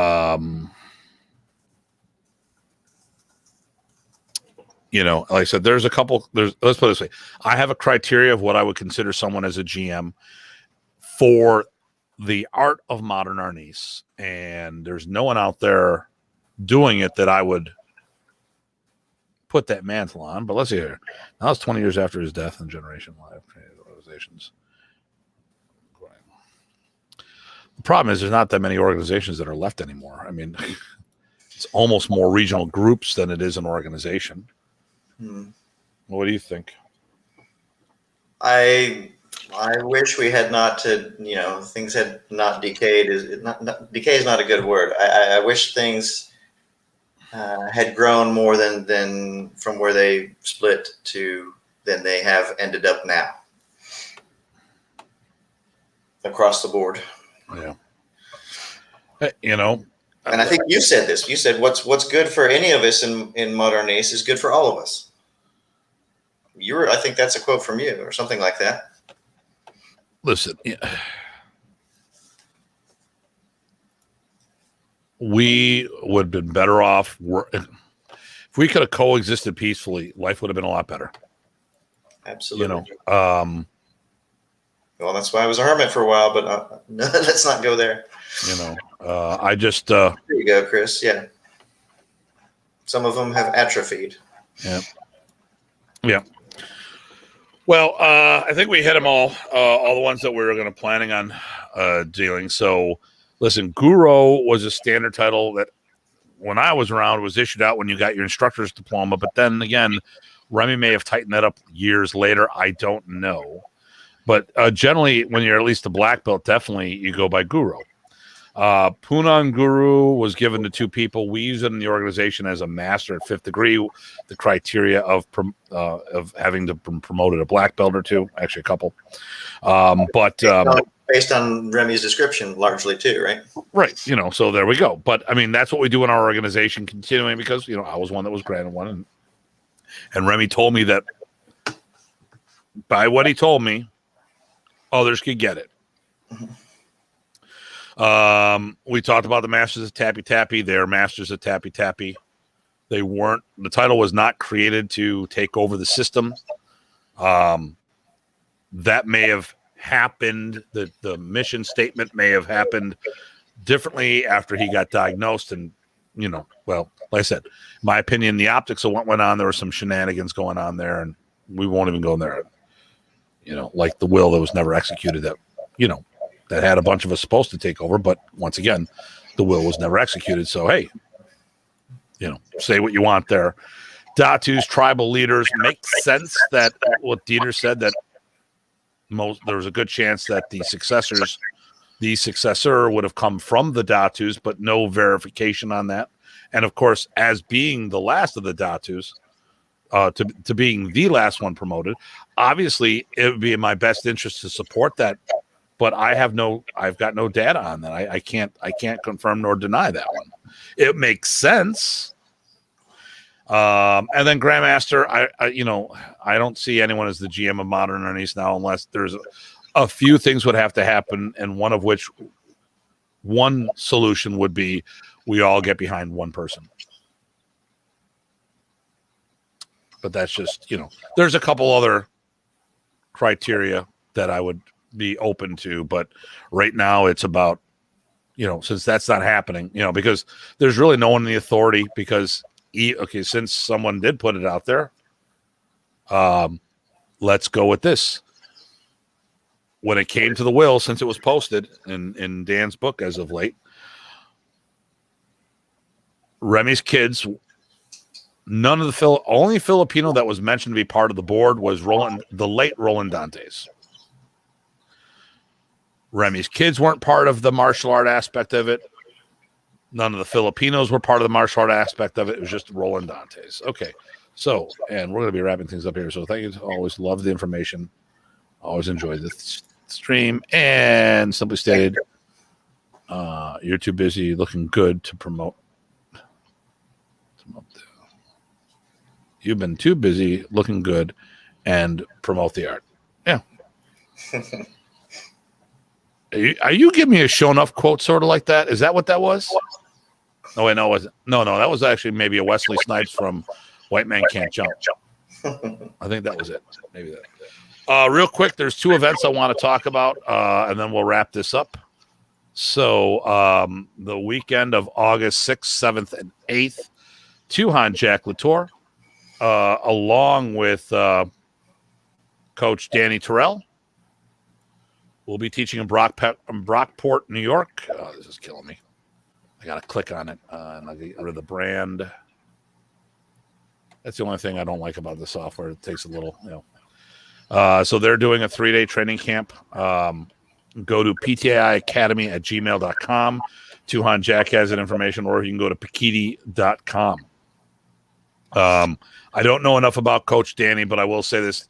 Tuhan Jack is one of my favorite Pakiti people, not just because I like him, because he's that damn talented. And Coach Danny is a great guy, awesome, very down to earth, and very focused on keeping it real. Chad and myself will be there participating. We're not anything but just going through and enjoying. Yeah, if I got that, I know that weekend I have my Panantukan, the last of the 4 modules, but I am going to see if I can stop by and at least visit. And then the 27th through 29th of August is the Remy Price's Memorial Camp here in Buffalo, New York. Would love to see people here. Our restrictions of occupancy have been lifted, and people who are vaccinated don't have to wear a mask. That's all I can say right now about that. So, Jim Kelly, Enter the Dragon. Yeah, I'm sorry. I should have known better. And I should correct it's Mataas Naguro Danny now. I am working on. I'm definitely thinking about opening it up to more people. I got to wait to find out. Yeah, I want to, Chris. I really do. And I might just do a later division in the afternoon for the experienced people, otherwise known as us old guys.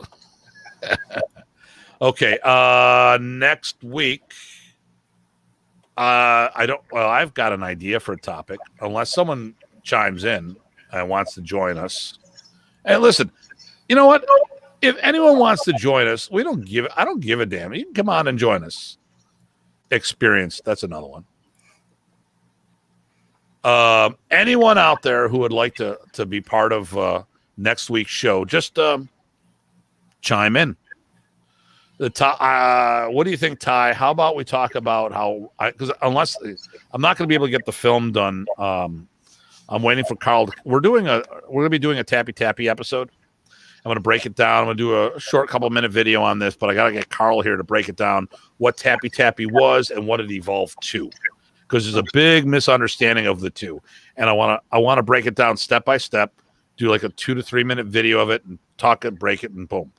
But what I'm thinking maybe next week, how about we talk about seminar, how Remy got the system out there in a non-internet era. Seminars, camps, how he did what he did. What do you think? Unless you got a better topic. No, I mean that's good, and it's also good because you haven't done a FMA professional one for a while, so that would actually pertain to cover a little bit of that ground too. So that would be interesting, I think. I will be getting FMA professionals back up. Actually, we're going to be doing a 5-day course for those who are interested in taking the course. It's open to more than people than just Filipino martial artists, but obviously I'm gearing this for our community really needs to get out more. Actually, next month there's going to be an FMA discussion episode just on professional schools, and I'll be one of 3 schools there for full-time FMA schools. How's that? 3 of us. There you go. We got a volunteer already. Joe, do you want to be on the show next week? Are you free next week at 8:30 p.m. Eastern time? And he's been to Remy seminars and camps, so he would know as well. I'm waiting, Joe. Come on. I know there's a delay, but it's not. Chris Davison says, bam. Come on. And wait for it. There we go. Boom. Done. All right. First guest. All right. Don't make me regret this, Joe Rebello. All right. I got an idea. Joe, what area are you in? What officially is the what officially is your residence? What's